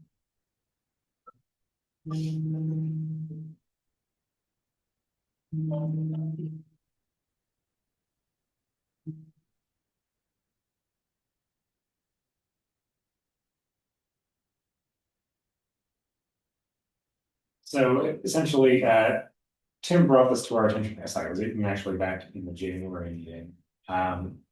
that there were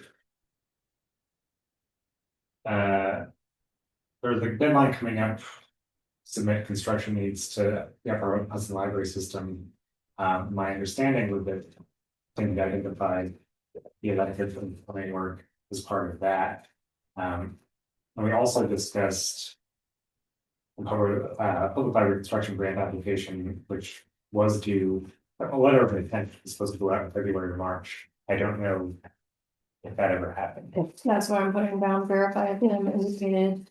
If Tim sent a letter of intent, because this is what this is. Yes, So it was a letter of intent for what? for what we were intending to apply for this Mhm. year, the application is not due until July-ish.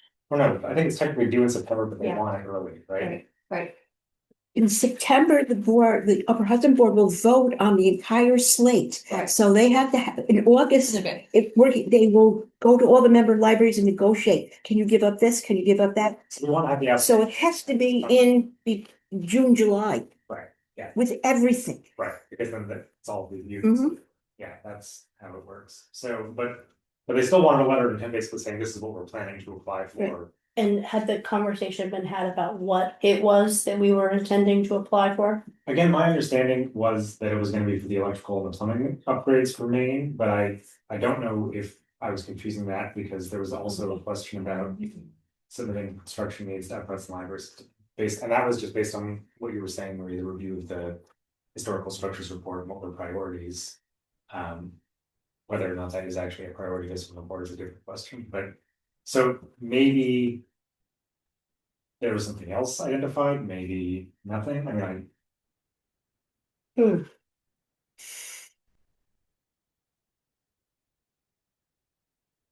I don't feel like the last time this conversation was about landfill work. But I think what he decided is because we were thinking about what to do with that building. And we have the two construction grants there, so we can never move for at least 2 years. Right. That everything will be Maine centric for construction grants, or we'll never get another one.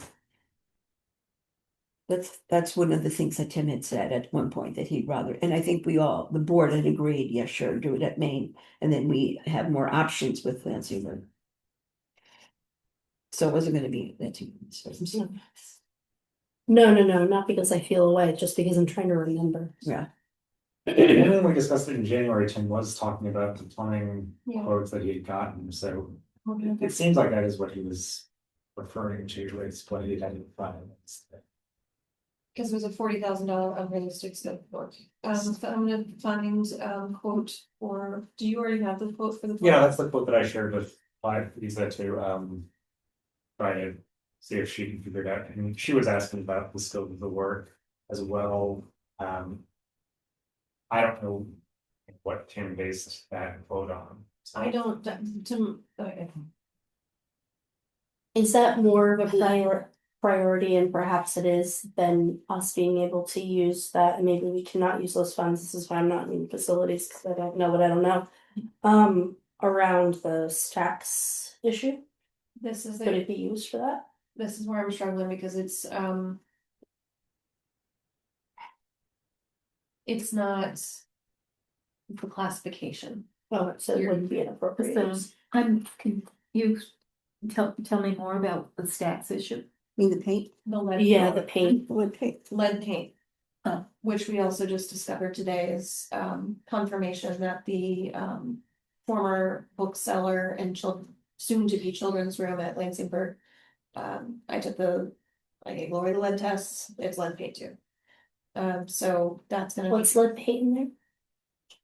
be, Sorry, I'm trying to remember the room itself. I know that there are movable bookshelves in there. this is the plaster on the wall, I Oh. will test the inner part of the wall tomorrow, but this means there's probably lead in all of the plaster in that room and other parts of the library too, that we should probably get a professional testing for. Agreed. So she was testing the plaster physically, which is where the plaster is chipping and where paint's coming off. So that's Lansingburg, and then we know that that's already happening with the paint and the stats here. We need to get a real assessment Mhm. done, but we have to get those quotes sooner rather than later, and that's where I asked Lisa, can we and she said, oh, go get an assessment. Maybe, but we also just need to get quotes for someone to encapsulate, do it. I don't even know what that would mean, but I don't know if this is library construction grant because you don't cover repair or maintenance under that. Yeah. I'm trying to remember if it's been used, but again, things have changed sometimes where what you could do 1 year, 5 years later, you can't. I would just check with the system, check with I think I already talked to Chris Chris Jonah. about it. what, I already talked to Chris about it. and he said, Probably not like that. okay, all right, so you know, Yeah, let me get it. I didn't know you did that. Let me get it in writing from him. Chris confirm if we can do. He said they don't like it. And my question was, Refuse. yeah, that's what I was wondering is there wiggle room if they're saying we don't like it? It What turns is into that? being a public Yeah. health risk. Right, right. Sometimes it's how you phrase it, as long as you don't say, one of the two R's, restore versus, Well, that was my question. What if we're not doing it for a health reason? What if we're doing it to beautify and restore our stacks? No, health might have been a better reason. I mean. It's that's so just- hard. You never know what their attorneys are gonna say, Right. to be honest. That was the problem. Crazy, how to classify it. Or construction. You say replace, but you can't say restore. Until maybe next year. I have this question. I brought this up to Rio when the lead thing initially came up, which was about. Is there a world in which it makes sense for us to just contact the county? Or someone, like, they have lead inspectors. And they save the money, but here's the flip side to that. They can close us down, When you involve the county, okay, you're involving the county. gotcha. I know that the county department of health does flood tank inspections and Correct, residential. for spaces. residences, but I don't know, that was the question posed. Right. And I have concerns about the county. So I wasn't sure if it was a good recommendation or a bad recommendation. I think you're right to be concerned. I know, I've seen them come in on my block. And it means you're gonna have to remediate. Immediately. Yeah, or if you can can you just close off that room? I mean, I could reach out to the county health department and ask if they would recommend contractors. I'd rather get recommendations elsewhere. I don't know that they That's would. fine. I have recommend- another idea. Yeah. Yes, I don't know that they would recommend besides me, contractors anyway. And maybe we should call them, why?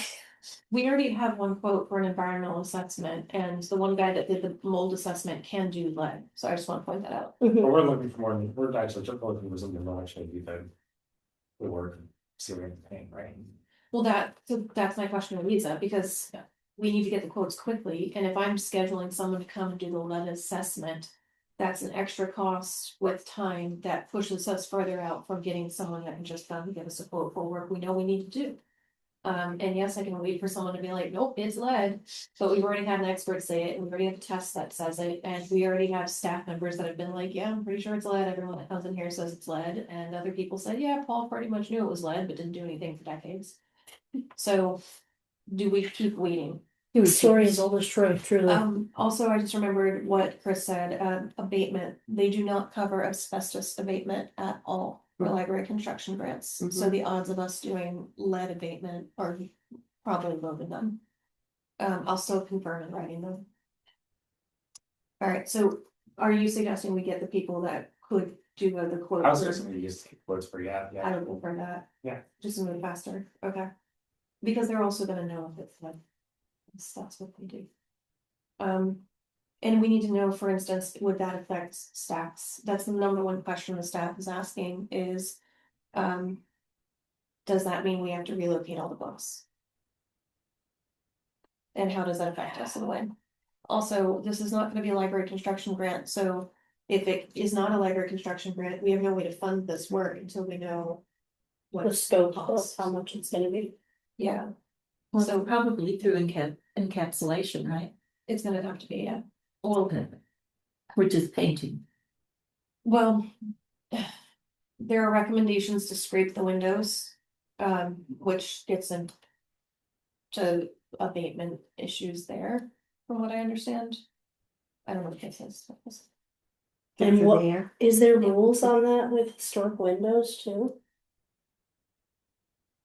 This is a tough And question, you know, those windows, some of those that is a windows are tough not. question, but again, these are like, oh, you should get an assessment done before I do anything more. I feel like we're just slowing the process. Paul had gotten, applied for the back windows. Yeah.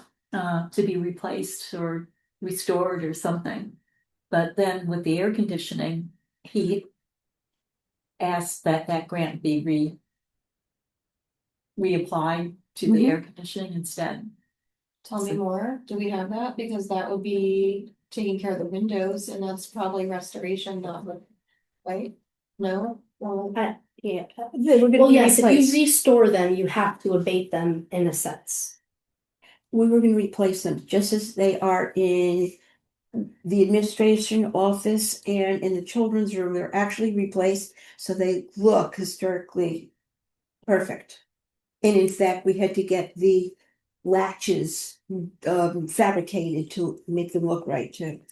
I think they were done on a 3D printer. That's right. alright, I don't have access to that, but I I'll would check. think that, you know, that they would have a record of it If not, in Paul's files or something. I'll check it. and there might have been a report to the foundation too, that we had made that switch. Hmm. And if not, they should have something, and it might be in my files. It should still be in my docs, because I wrote it up. Okay, I Okay, need keep going. reminders though. Yeah, kind of computer. Yeah, I think we're running out of sand time. yeah. Somebody have it. Alright, summer Saturdays, we already covered this a little bit, where do we stand? Are we just waiting to hear back from the union on the temporary worker and we can't do anything until that point, or? My inclination is that, I mean, if we are inclined to approve it, that we go ahead and give the authority to do the hiring and then wait to confirm. Thank you. if the union has objections, but then that way the authority is in place. If the union says no, then I think we make it conditional on the union not having any objection. If the union does raise an objection, so they- Does that move it along? That would help, yeah. Yeah, Would you notify the union that you're doing this so they don't think that you're not doing an end run? I would. Yeah, I think then at that point, let the union know, like, hey, you know, because we're coming out on hiring, the board approved us to go forward with this, but. We're still waiting to hear back from you. We don't want to take steps to actually hire these people if you can have a rejection. So it's kind of important that you respond. They have an email from me today on that, and then again, we're meeting Thursday, so I'm sure I'll hear from them in the next 48 hours. And something again, the unit doesn't have any objections for. Yeah. I don't know anyone that bargains against their members, like that's crazy, so I think we'll be fine. Okay. Unless they're not being honest and they do have an issue with it, then that would be the circumstance which I can't predict. Yeah. But otherwise, yeah, I agree. I agree with Anthony on that. Yeah, it always gives staff and. You with your temporary powers authorization to go ahead and do that. I also wonder if it's like a net. It's not net neutral because you are gonna have the one employee that's not there for summer, so if we get the temporary workers, one is just gonna replace her, so what we'd only be authorizing is basically. The increased cost of one temporary worker for those X amount of weeks. At a half day pay, so. I just want us to be aware of that, there's no health insurance involved. And that's where we're over budget on the line item, so I just wanna, So they're just working Saturdays for 4 hours? yeah. Or by the time we eventually hire them, it'll probably only be 12 to 11 weeks. Okay. Okay, let's be generous. I mean, you're looking at like less than 15 hours. Yeah. But it gives staff relief. Is this not something that would have been the director's discretion? It would have been, but I think that. I don't know if that, he would have been nervous about civil service and what that looks like. But civil service has already said you can do temporary roles, so Right. that's as long as the job exists, you can staff for that. Yep, okay, keep going. Wait, no, do you wanna make a motion then? Yes, so I move that the authorized It is gonna be two temporary. two temporary workers. I authorize, I move that the board authorize the hiring of two temporary part-time employees for 15 hours per week. Oh, no, No, sorry, it's only for the two sides. right, it's two people for basically not to exceed 13 Saturdays for the, I think. I don't know the exact amount of hours on that they're staffing them for, but for the summer Saturday open hours, but. The summer Saturday open hours at both branches between Memorial Day and Labor Day, is that what it is? I believe Mhm. so. Um, and so to authorize, going over our approved budget to make that hiring. I'll second. Yep. All those in favor? I, Thank you. That'll make the staff very happy, and if you're okay with that, I'll probably wait before the department heads can announce it, but they have been for weeks being like, hey, can we tell people, can we tell people, can we tell people? So thank you, that'll make me very happy. Cultural assessment. We haven't done anything with this, it's still sitting there, it's enormous, Jerry bring this up, I talked to Henry, he said, he's like, what's happening, are we doing it? And I was like, I showed it to him, and he went, oh no, if you send that out, no one's completing it until December. If they complete it at all. I think we should still wait until then. That's what I was wondering. Would it be helpful, is it helpful to have that done in advance, or is it better to do it once we do? I think it's better about somebody steering the ship, even if the end is correct. I don't think we can have fallout. why, if right now the step is filling out a form, just giving responses, why would that be better, the director? I was thinking that the form itself might change. Everybody if there's concern. Henry said we have to trim it down. He's Yeah. like, take the form is in like, I think like 9 or something sections, and then each section has like 10 to 12 questions per section. Wow. It was from- Developed by clarity, right? Yeah. Clarity. It And was- are they, was the idea that we were taking it over to save on it, save money, or they're still holding it to do it with them? they gave it to us to trim down. Okay. So they were like, here you go, they made it into a form, we've got it. It's just, I guess, it's just. It is a lot of 1 through 5, so it's not Yeah. the worst thing in the world, but it's still a lot. There's some opens. Yeah, I mean, Lewis has a good point that just getting it out there for the purpose of information gathering could happen, but if there's work that needs to be done on it, it's work that you don't have the capacity to take on, we don't wanna pay Clarity to do right now.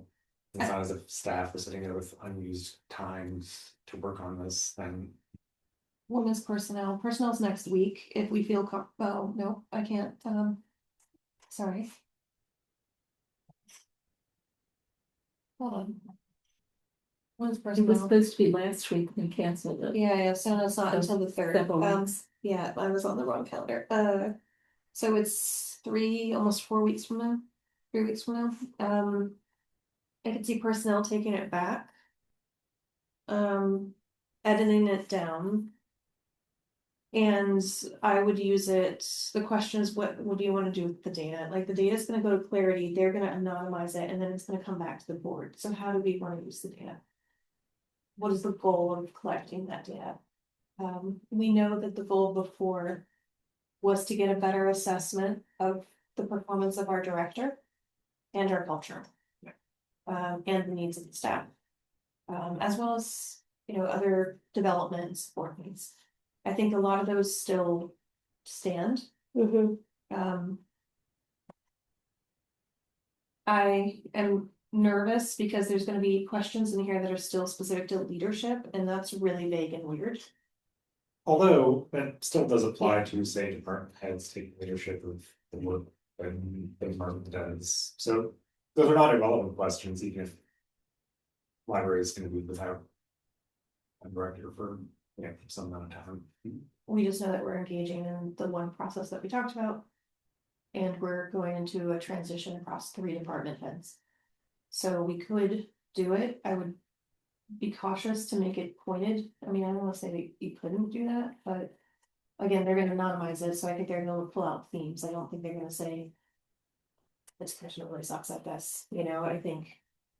It should be more high level Yeah. feedback for us. I think given that the personnel committee understands these issues with respect to where we are in terms of all these transitional developments currently, it's not the worst idea if personnel takes the lead on trimming that down if they have capacity to do it. I don't know, I'm trying to look at people who are on the personnel committee, but that's who Sam, Evelyn. Yeah, no, it's Marie, Sam and me, Us three. and we're exhausted and getting through that one. And that's where I'm like, oh, let's do it in personnel because I know that allows me to punt it a couple weeks because there's just too much happening. And we're trying to get through interviews for 2 weeks and everything else. Yeah. Yeah. So there's only so much you can do, and my worry is that once the staff verbalizes something, they're gonna wanna see action to that, right? And it's not that I don't wanna hear the feedback, I'd rather collect it, but we have to make sure that we're ready to receive it and do something about it and Yeah. apply it. Precisely. I think it's better if that happens, we get the data back and discuss it as the board, once there's an interim in place, we can discuss it with them, you know. And here's the information about that, and possibly that, you know, the data collection actually is only starting once they've started. Maybe, I don't know, that time, let's say. And I would think the interim might want to have some impact on the, Types of questions. Yeah. and Evelyn, do you remember when we did the survey of staff? Oh, It yes, was interesting to see interesting, good word, some of the responses we got. and the reactions to some of those questions. Yeah. Okay. Are we okay to just keep it in personnel, we'll get there, and by that point, we'll know if we are getting very close to having a director and we can make that choice, or do you wanna have it happen soon? What's your- It seems like the staff would like it to happen. Yeah. Sooner. Do you want me to take a first pass at paring it down and personnel can review my suggestions? Yeah. Sorry, I was about to ask what your names. I don't even know. I think Lewis doesn't have enough to do. I'm doing Jim, well, he did start doing project management tracking, we do have, we'll come back to that in a second, but. You should have access, edit access to it, what I would love if you can do it is to duplicate it so that we keep the original. I was thinking about going even similar in that, exporting it to an Excel sheet and I'll just write notes in there and cross things out. And then if you like or don't like those, you know, when the decisions are finalized, I can go in and make the edits in there. That'd be great, I think there are some like.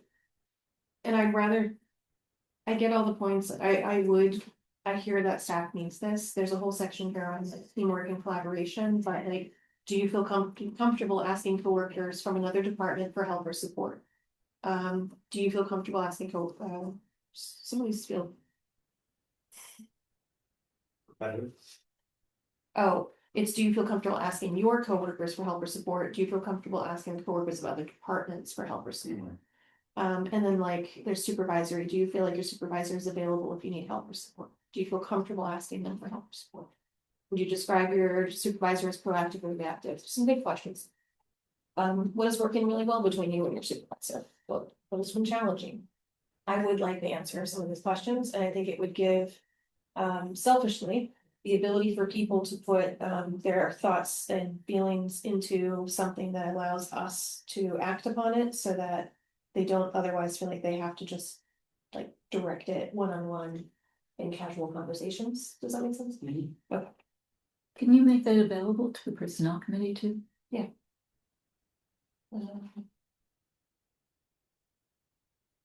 I'm tired, Maria, I forgot your name. I'm doing that thing where I forget like my own kids' names. I'm that tired. All right, let's keep going. Next up is the website redesign. Okay. Options, we can do a paid internship or we can do a civic experience. A paid internship. We don't have budget for, a civic experience is free. I was trying to think which right it was here, what were we thinking, right? That's what. I'll ask if they throw them a little check. And I forgot. Remember, every time you ask the friends for something, it doesn't go for something else. It's kind of a It's zero true. sum game. Yeah. She already told me $1,000 per person, they'd be fine. Okay. that they left? They do $1,000 per person, if that was the thing that we wanted to do. So my question to the students is gonna be, so here's the thing though. I actually don't think we would do that at all. Because the requirement for a paid internship is they have to be paid at least minimum wage for every hour worked, and it's a 280-hour internship per student. Someone do the math on that. 280 times 3 is 760. Oh my god, I'm really bad at that. That's 840 hours. Okay, so. I don't think it's 260 then, I think it's, or. It was like 780, I gotta do the math right. No matter what, it's somewhere between 750 and 800 hours total, which is way too many hours to do a redesign and not a build. So I wanna point out that if we're doing the ad hoc committee, Dan has build experience, Barry has build experience. And the students initially were comfortable doing the build, not just the design. We might be able to do the build for that. That doesn't mean that we have to do the build. But I don't know how you're gonna spend 800 hours working on a redesign. That's wild. Yeah. So it sounds like we're talking about real money and then the question is what is it? Well, yeah, because if it's a paid internship, it's 800 hours. What's minimum wage? 16? Yeah, 1650, right? Yeah, that's, Didn't they go up, or no, it's a 1575, I can't remember. let's just say it's 16. No matter what, that's $13,000. Right. So we don't have the budget for that. The Friends is not gonna give us that much. I think we have to do the civic experience, which means we don't pay them anything. So the option is we either pay 13,000 or pay nothing. I think it has to be the civic experience. They all said that they would still be willing to do that. They would just get part-time jobs in addition to that work. And then we create the ad hoc committee so that we do have build type people who can kind of just check in with them as they work through this with WordPress. Did you connect with Dan? I haven't connected, so do I need to, I wanted to form the committee and then reach out to him and Barry at the same time? Sure, yeah. Okay, can we form the committee tonight? Do we have to make a motion to form the committee or no? I think so. Yeah. I think that you appoint people, but I don't think that you Right, create committees, so. perfect, thank you. Okay, so can, I would like to make a motion to Form an ad hoc. form an ad hoc, website committee for the Troy Public Library. Do I have a second? Website ad hoc committee, Ad website, well, it's an ad hoc, right? yeah, it's ad hoc. So. I said ad hoc, right? Yeah, you did it. Oh, you said it all. Oh, sorry. Do I have a second? Second. Okay, all those in favor? Aye. Okay, so ad hoc committee formed, I'll email, And you'll be the chair. so Dan, and Barry. And then, I'm also adding Patrick to that. Oh, smart, yeah. And then Patrick does have a communications committee. Which is Within the staff. within staff, which is meeting with them. He is meeting with them. Their next one is June 8th. Great. Okay, keep going. Mhm. All right, so did we all agree that we're doing the internship and that it's a civic experience? And do we have to pass a motion or no? I think I would we'd have to pass the motion if we paid them. Right, I was gonna get your money in and formed our budget. That's not. Okay. So I need to reach out. Sorry, just taking quick notes. RPI Career Center, finalize civic experience, and then I have to reach out to the actual students. So Patrick can't do any of that. You. He can do, he can, I'm trying to be helpful to you. Yeah. but I would like to not have something go through Claude. I use AI, but certain communications need a closer eye, and he's not informed on this, so he's using AI on everything, and I think it's problematic. All right, Sounds like we need a policy. I would love a policy because there's way too much going out. Like our conduct signs are great, but if you take a look at them and have any experience with Claude, they came from Claude. Like it's a Claude design. So I don't know what that word is that you're saying, Claude? Claude, the AI tool from Amazon. There's so many, I can't keep up. Yeah, it's Claude. just open all day. Let's keep going. And yes, he can coordinate with him and he will be the primary point of contact with him moving Once forward. it's all set up. Once, yeah, because we have to get the release, approved by the school and get that signed with legal. Confirm. RTI. Release signed. Okay, okay, keep going. Yep. Election committee, I would like to make a motion to form the ad hoc election committee. I'm sorry, did we talk about the RPI internship? That's what we just finished. Okay. Did you want more details, like if anything's been done with them? Oh, well, the RBI internship was the same thing we were discussing under the website we designed, so essentially we just decided that, we're doing it as a civic, what is it called? Experience. Civic experience. Yeah. Yeah, Okay. Doesn't the election committee already exist? I think. Why did you ask me to add it to the agenda? What do you want me to do? Well, Oh, no, just to jump Restart. start, to get us Restart. moving. you reactivate, you're right. You can do it, Marie, you've got it. Yeah, it'll be staffed by me. What do we wanna do? Yeah. But it does exist within our bylaws already, Yes. is that what you're saying? We had it, yeah.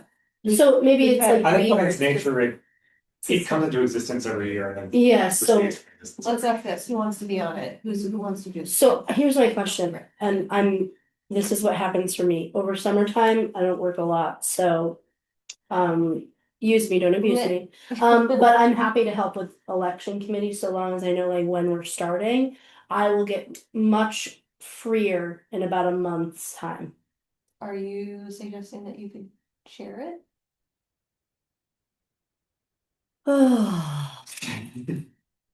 I Well, here's the worked on- thing. I worked on a timeline and I based it on, Here's- you asked me to do sorry. No, I just wanna ask this question, I'd like to talk about like. Capacity insofar as who is not chairing something that's comfortable with chairing something.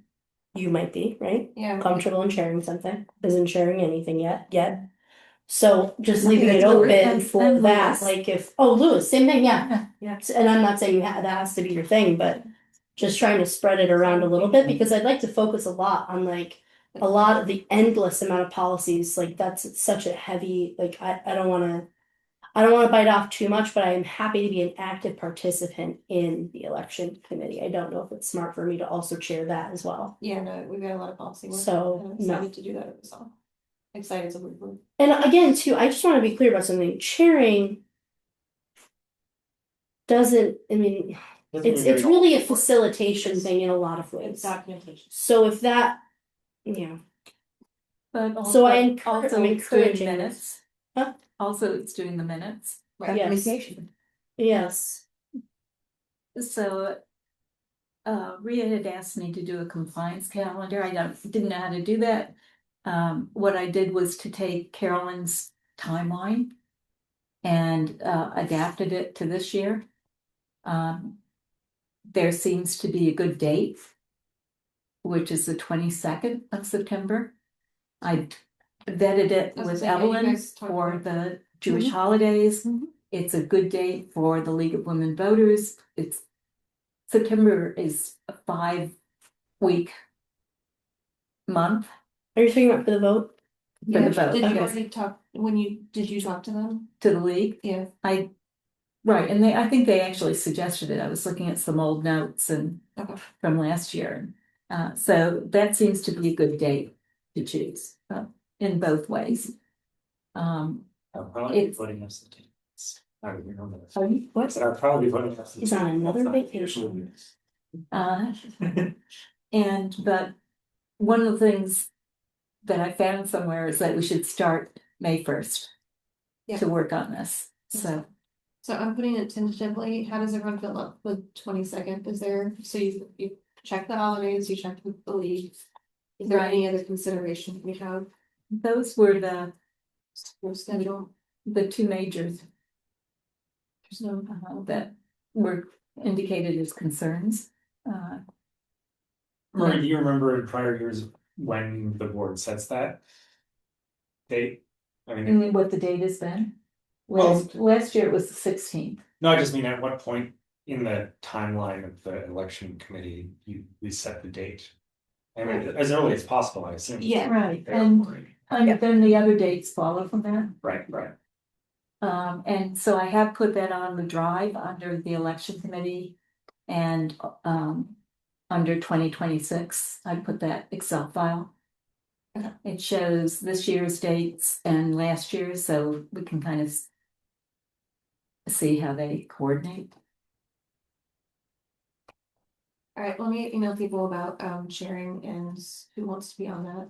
Chair permission and committee members. I'm not gonna do it right now. We'll do it in email and I'm gonna tentatively put the 22nd on the calendar for the board, so we have that for about that.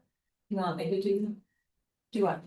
Put the 22nd on the, I just did. okay. But I do need to bring that up to department heads and get them to also see if that has any concern on calendar. For the library. Has anyone started recruiting potential candidates? Oh my god, I can barely get through one illness till I get to the next one, Marie, so no. Well, you potentially have three, right, sitting right here at the table. All right, Oh, yeah, Uh, forgot about that, guys. Oh, yeah. Before I joined the board, someone had floated the idea of adding more seats to the board. that's the whole thing that requires the charter to get updated. Yes, the charter needs to be updated, it needs to be approved by the legislature, Okay, yeah. It was supposed to happen, but we needed it to have happened. And they have it, right? There's nothing we can do right now. They do have it, but I think that's a good question on the lookup status of charter based on the Yeah. last conversation we had. So charter, And if you wanna look it up and then tag me, that's more of a policy. So I thought that was Yeah. waiting on Tim to do. Supposedly, I heard last it was in the It- attorney's office. It's worth just like figuring out where we're at, so we can pick it up if it's fallen. I don't know, I still have some concerns about some of the things that he. So, yeah, we have talked about increasing it. Yes. We also have to be able to fill those right, openings, should we have more. and when you think about the timing of like, just because we expand it, do we bring them all in right then? Because we were looking at a range and Yeah. how do we determine that? That was always the concern. When's the legislature going on vacation? Okay, I mean, they're on the Just finish the budget. budget. Do they have them yet? Oh, I thought Are they gonna work on anything else? It depends on who needs They to did be, have but it. let's get Oh, out we have to line go nine. to well, we have, there's a whole series of things. Sam Right. got very, very Sorry. quiet. So- Yeah, I'm wondering what's going on. We can talk after? Okay. Sam, do you need to address anything with this? Okay. Okay. My only question about this is there, yes, you're gonna reach out about who wants to be on it and in what capacity, et cetera, but like, since we're all here, when are we looking to start the first meeting, like next month, like June? We probably should. If we were hoping to start May 1st, we should at least have a goal to get We- together in June, I right? need to get the chair and the committee members and then they can basically. Yeah, but yes, let's get started. That's what you're suggesting. We need to have it started. Right, I think there's some dates in May, like, schedule a meeting with the League of Women Voters. They're gonna need a new MOU, I mean, there are a lot of little tasks. We have the MOU. I also think because it's an ad hoc committee, you should add Patrick to it because he's already emailed me about budget prep and Yeah, looking at coordination, which is really good. but, okay. Do we need board action to do that though? Like to, not him, No, but to, or are you just picking people and then we can just set a meeting, or does something need to officially happen in No, this meeting? I mean, it's like, Okay, perfect. just add Patrick. I mean, I'm not gonna do that. I'm gonna ask people. No, I know, but I just wanna make sure we didn't have to do a thing here and then wait till next month and blah, blah, blah. Yeah, you know, we don't have to. Okay, so add Patrick to the election committee, I don't have to add him, but I would like him to at least be like a guest, so he can coordinate. Yeah, and I mean, we're gonna have a lot of communication needs, right? So it's like Okay. obvious that he needs to be there. Right, okay. Cool. Try to think if there's anyone else that's like essential to it. Okay. We do have to figure out a staff representative. I don't know if he can do that or if we want to have someone from staff, but there are some big issues around like how that happened last year. And we just need to make sure that we take care of their needs, but we can wait for the director to come in and handle that. Okay, project management tool. Our Asana board has expired, so it's a question of whether or not we're purchasing anything or not. We don't have to do that, but I like it because it allows for ticket management and can integrate with forms or other things to pull everything in. And in a short period of time, I started having staff coming to me going, oh, by the way, there's this. Oh, can I send you a picture of that? Oh, can you add that in? So I don't care what tool it is. They do use Basecamp internally, but the Basecamp is mainly for like staff news, not for like facility stuff, and it's super outdated in the free version. You started that spreadsheet, which is helpful, but it doesn't take care of like all the smaller maintenance requests and the ability to toggle with like updates and see that record of what's happening, or do like larger like Gantt chart level management of projects, like the multi-year grants and stuff. So I'm curious if we don't have to make this decision now, but because the board expired and I mean, we were starting to use it and I like the project that you built in there. And I'm just using it daily. Okay, sorry, this is, so this is why like I emailed you about it, because like I don't know what this is and what's happening, so this got introduced in another committee. Yeah, I just said I need help project managing because we're dropping balls. Right, We need okay, a place to store it, and the main thing is I wanted a place to store it so that we can get the director up to speed on Mhm. what everything is. Because having that person come in, there's gotta be a more efficient way than what they're doing for onboarding right now, which is that you just kind of like walk around for hours talking to someone and having them point things out. And that's gonna lead to forgetting things or not catching them all. Also accountability perspective, we have to be able to document, take pictures, when did something happen, what's the priority level, what's the estimate on it, so I like to solve it from that perspective, it allowed us to have all of that. We don't have to make a decision right now. It harassed me every day. yeah, well, yes, you get reminders, but I've not logged, I don't know anything about this. I'm meaning like I've not interfaced with it, I don't know anything, so I don't know what I'm making a decision about even. Like whether or not are we purchasing this to use? I Are wanna, we, yeah, I wanna know whether we're going to look at a paid project management station. do we know versus- how much it costs? Yeah, it's, So it's $11 per person per month, so if we imagine everyone on the board and then Lindsay and the director, that's $1,200 a year. And I mean, is there any existing like technology or line item in the budget that could cover a portion of that currently? Looking for Oh, I'm sorry. anything like technology or anything in the budget where we have an existing line item that could cover even a portion of that if we, you know. well, and I think we need to be smart about it because that's where you do have the staff recommending library specific tools. And that's that like incident reporting tool, I had said to them, does that like cover the facilities aspect of incident reporting too, because that would be great. The answer I got was kind of, it's too expensive, it's beyond our budget, but I don't have a quote, so I do want them to pursue that a little bit more, and our other libraries managing. I think that my brain went up to. Homegrown library specific tools may be helpful for certain things like the incident reporting. Homegrown project management tools may be unnecessarily expensive and like lock you into something when there are mainstream project management tools that are helpful. So I don't know the answer, like from a technology perspective, I have no clue what is available at the library side at all. And I would love to ask like some of the interim directors what they did for facilities management or like APL or others, because there are tools out there that are not just project management tools, but are actual, like one of my clients is a company called Orange QC, and what they do is like. It's software for facility managers specifically, where you can log all of your issues. And it does allow people to have checklists in there, for instance, with like the boiler or the sidewalks, but we're missing like the.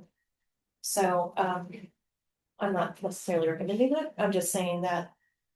There are plenty of options, I don't think we have to make a choice, I'm not asking that we put it into the budget, but we need an answer because.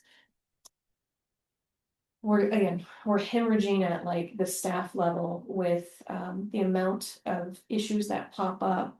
And then it doesn't go anywhere, it doesn't get stored, it doesn't get addressed, and then people just start to live with it. And it becomes normal, and how do we? Build a little bit more of a system in place to catch those so that we know what to do, and we also have the ability to clearly articulate. To someone what our actual needs are and the full scope of them. Because we're not doing that, and one of the candidates this morning was really clear about the bond and the need for it that he was able to get by saying like. You just gotta start talking to the public about how much need there is, you have to build that case. We haven't done that. So do you see this as something that is for facilities specifically, or does it need to sit with every committee, department? So that's another part of the question. I don't wanna affect. How the staff communicates and what they do. Some people seem to really like Basecamp and use it, other people don't. So some people want. The notebook, right, at Surf, or other people want other solutions. I think it's a larger question around the tech stack of the library and modernization of it and what kind of solutions need to be put in place, but.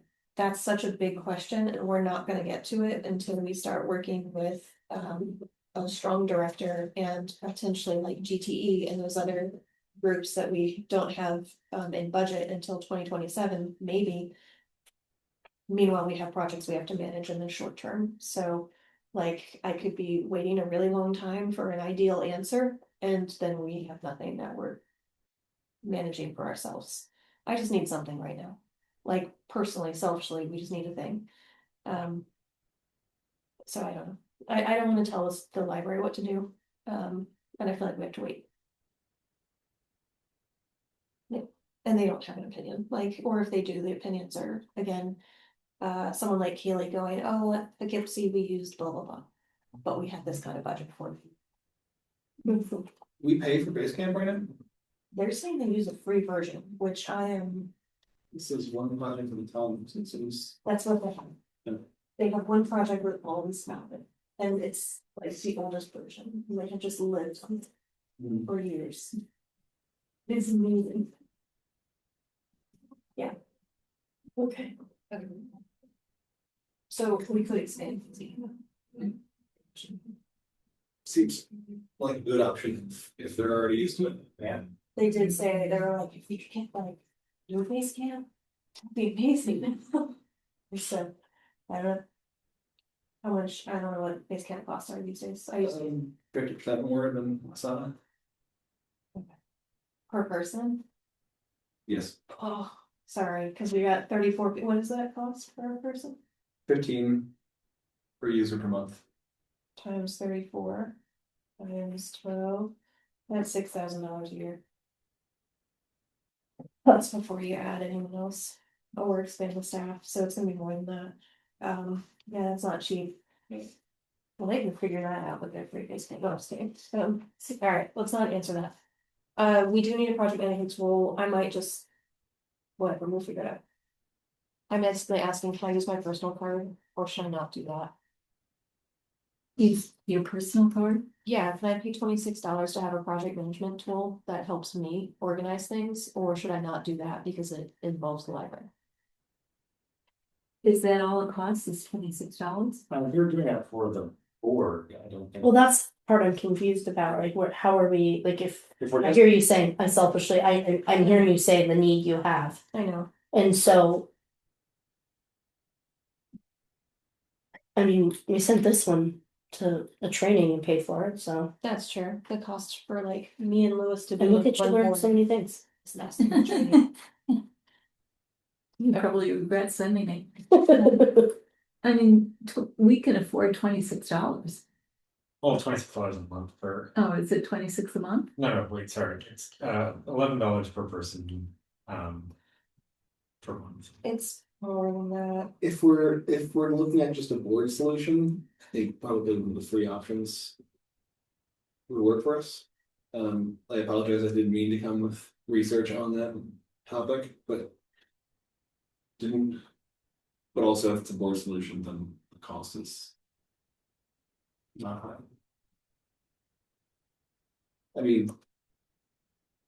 It's more useful, the more of us we can move into it, then it becomes more expensive. Right. Trying to figure out why I went to the advanced version, I don't know what that was, I don't think we need that. Oh, so I think I was looking at the integration with forms, if we were to build that out, yeah, we could do that. But you're saying free, I don't think we can do certain things with the account. Let's look at it, can we do that, you and I was like, look at it for a minute, not right now, but later. We'll do that for facilities next time. Okay. So for now, you're just looking at it from a facilities perspective first. Yeah. So none of the other committees need to do anything with this. So No, I'll put it on the agenda. thank you, we'll just cover it then. Yep. Okay, dumbwaiter, it's broken, are we doing a claim with Hanover, yes or no? What are the Yeah. rules of that? No one, I'm assuming patrons shouldn't be using it, or do they use it, or what is Patrons the? don't get to use the dumbwaiter, but no one gets to use, like, it's only for staff. But that also means the dumbwaiter is right there and we put a sign up that says, don't touch it. But then people see it and go, ooh, this is really. Oh, and good." this is the kids thing, right? Mm. And Kids. they piled it with books. So this is our property insurance, General General. and umbrella, general umbrella, like, and they're the company that denied us a claim. oh, for. Yeah. Patrol, yeah. That doesn't mean that we wouldn't pick them up for this, but we literally just got the dumbwaiter fixed for like $5,000. Wow. And now it's broken again. And the staff does use it. To bring books up. Have we been using the insurance? We haven't, We I haven't. mean, Oh, we tried. Not denied. Well, I know, but how about stands or other things besides? Do I say why not, I mean, Okay, you think it's gonna set us up, cost more? and if we have a claim that gets denied, it's not. Just, right. if they pay out, then potentially, although. I think it was just fixed breaking, doesn't seem like it should be that. Big of a liability, Mhm. plus it was $5,000 to repair in the first place, it's not gonna cost a fortune. Yeah, they the like, we have photos of what happened and how it happened, we have video, we know who did it, again, but it was their back, so we don't really know who did it. Alright, sorry, talk to Liz, alright, so I'll pursue that. Did a patron do it, or? Yeah. Your kids. Teens, yeah, not that a teen isn't a kid, they're still kids. We know who one of them was, because they did check something out, but we don't know their accomplice, who's the one who did the thing, so it's a little weird, I don't know, I was also, I was over there like, they could just get a job as a student helper and help us all summer and pay for it themselves. That's a really cute after school special. You're doing there, My head, I was like, oh, and then they like really had like a formative moment and then went on to be very successful like that. Oh, wow. How young are we talking? Cause I don't think there's a lot you can do. That's part of Patriot Band Matrix. We were looking at how can they appeal and better themselves in the community. All right, I'm done. Does anyone have anything? They have to clean the pee on the side. Yeah, what we have left is donations. So We already did does donations. the cost of Yes. fixing the dump later warrant going to the insurance? I mean, it's $5,000 probably. We don't know that. We have to get a quote, but literally it was 5,000 less than. So that's my question. It's Lindsay, anything over $500, she'd be happy to have some help. How often has this needed to be repaired? Is it just one other time that we can think of, or is this routine? I don't know the answer to that. Do you know how often? Do you remember hearing too many repairs to that? And how often are they doing those checks where they walk around? Oh, that's a bigger question. Because I'm also curious, like, they were able to do that for how long and nobody, just, I'm curious, not saying that, like, just asking questions. It's a big question that I don't wanna misquote, but my understanding is staff doesn't do rounds anymore, but Ian does. And there's a reason that staff stopped and I can't communicate about why. I don't have I have forgotten what the why was. but Steph used to do rounds, and I think that they stopped. Which is a problem, because now you don't have anyone in the reading room. Yeah, I think that's a topic we should revisit at a different time. I know, that's why I'm sitting here like, I think it's a big issue, let's not talk about it right now. I think it's a separate issue, but we have to talk to staff, and I think it does have to do with staffing, money, and other things. All signs will point back to need more money. Okay, does anyone have any community feedback? I'm not gonna cover donations, we already did that. Did you want to cover the donations you and I talked about that was supposed to go back to you after the weekend? I don't have the amounts or Okay. the reason, So we don't need yeah, to do that tonight? yeah. Community feedback, a woman said that it would be great if the library sold greeting cards. Because she can't get those anywhere else downtown. And I thought it was Troy paper and whatever. Or hash cards. Yeah, I was gonna say, did the second of them? Hatchet sells really expensive ones. Yeah, Isn't it a paper card place right over there? and yeah, for paper. In cloth or something? Yeah, but they're not traditional. It's true, there's no longer a pharmacy downtown, I'm sure. lots of Oh my places God. Yeah, CVS uses them. You're talking to Marie. Who am I talking to? Go ahead, go ahead. And then I ran into a man who said that he thought the Friends should have a fundraiser of a tour that he would give of his publishing studio that has all kinds of old equipment. That's cool. I hear it's a really good tour. Mhm. I mean, I've actually been on it, but That's not but just heard about That's the about fundraiser. it from a lot of people. The tour of his place, which is printing place. what's his name? Book line. What's the fundraising? He's my landlord. People, He Oh, paid- Is he? Yeah. Paid Tim, he paid tour? it. Yeah, he he's paid it gotta on be the a tour. landlord. What if there's It's you gotta get in. It's a great tour. And He's we're in gonna- wine with the one I went to. Um, That's it. We did something with them at some point. Hmm. Waterford just did some months, not that many months ago, did it as a fundraiser with them too. Gotcha. Yeah. Do you know how much it pulled in? No. We didn't ask.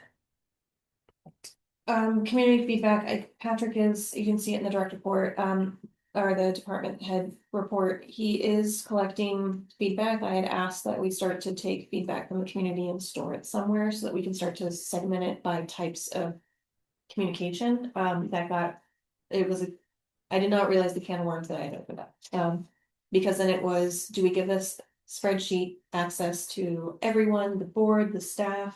What if someone's just at the desk and says something to the staff, are they supposed to log it? And then it got into, well, what if a patron, we're having. Sometimes people say things that are directed to individual. People about individual people, and then it felt like it could be weaponized in like harmful ways, so we said, okay, let's not open it up to everybody else, and then it was like, well, do we take every comment ever mentioning the library on Facebook and put it in here? It got way more complicated than it needed to. Yeah. I just wanted a place to store stuff. We did get something in the mail. Tim received it from a woman who complained about the receipts having the dollar amount on them, or sorry, that came in through as an email. They don't like seeing that and think it's tacky and should not be on there. But I don't understand what. Which receipt? For donations, you mean? No, when you No. check your book out at that point, you get your You Your saved, receipt. you saved X dollars by Oh. taking something to the library, and it is supposedly throughout the library system, not just here, across the country, a way of telling your public, this is what we gave the you, value. Yeah. this is the value. Okay. When we've been told it's tacky and cheap, and we shouldn't. Most people love it. We took it under advisement, and I just want to make sure that you all heard that, and do we all disagree? Yeah. Yeah, I disagree. No, we don't all have to disagree, but it's. I do. People love it. We also got a beautiful letter with gold leaf butterfly that let us know that there are too many people talking loudly on their cell phones in the room. Well, Agreed. Okay. But other than that, there's been really good positive You're feedback. cooking fish. Any public comment? We have no public. Our next meeting date is June 9th at 5:30 PM. Do I have a motion to adjourn? Okay, Anthony, all those in favor? I Thank you. Right, I'm fine. Oh, yeah. That's just literally what you said. Didn't mean for that to be true, what was. Who seconded that? I made the motion. Somebody else seconded. No, I made the motion. Oh, that's second. Okay. Yeah, I see what happened there. Did we Yeah, both do it? in a sense, but really, it's fine, we're good. Alright, I'm gonna need help getting these, Yeah. board packets done in the future. Evelyn already volunteered to do that, we need assistance making the packets ahead of time, so please can come and help do that. So Thank you, Evelyn. Yeah. Because, it's very confusing to others. Well, thank you for the continued snack. Yes, thank you. That's a great way to say it. But Mrs. Jones, you want to stop there, guys.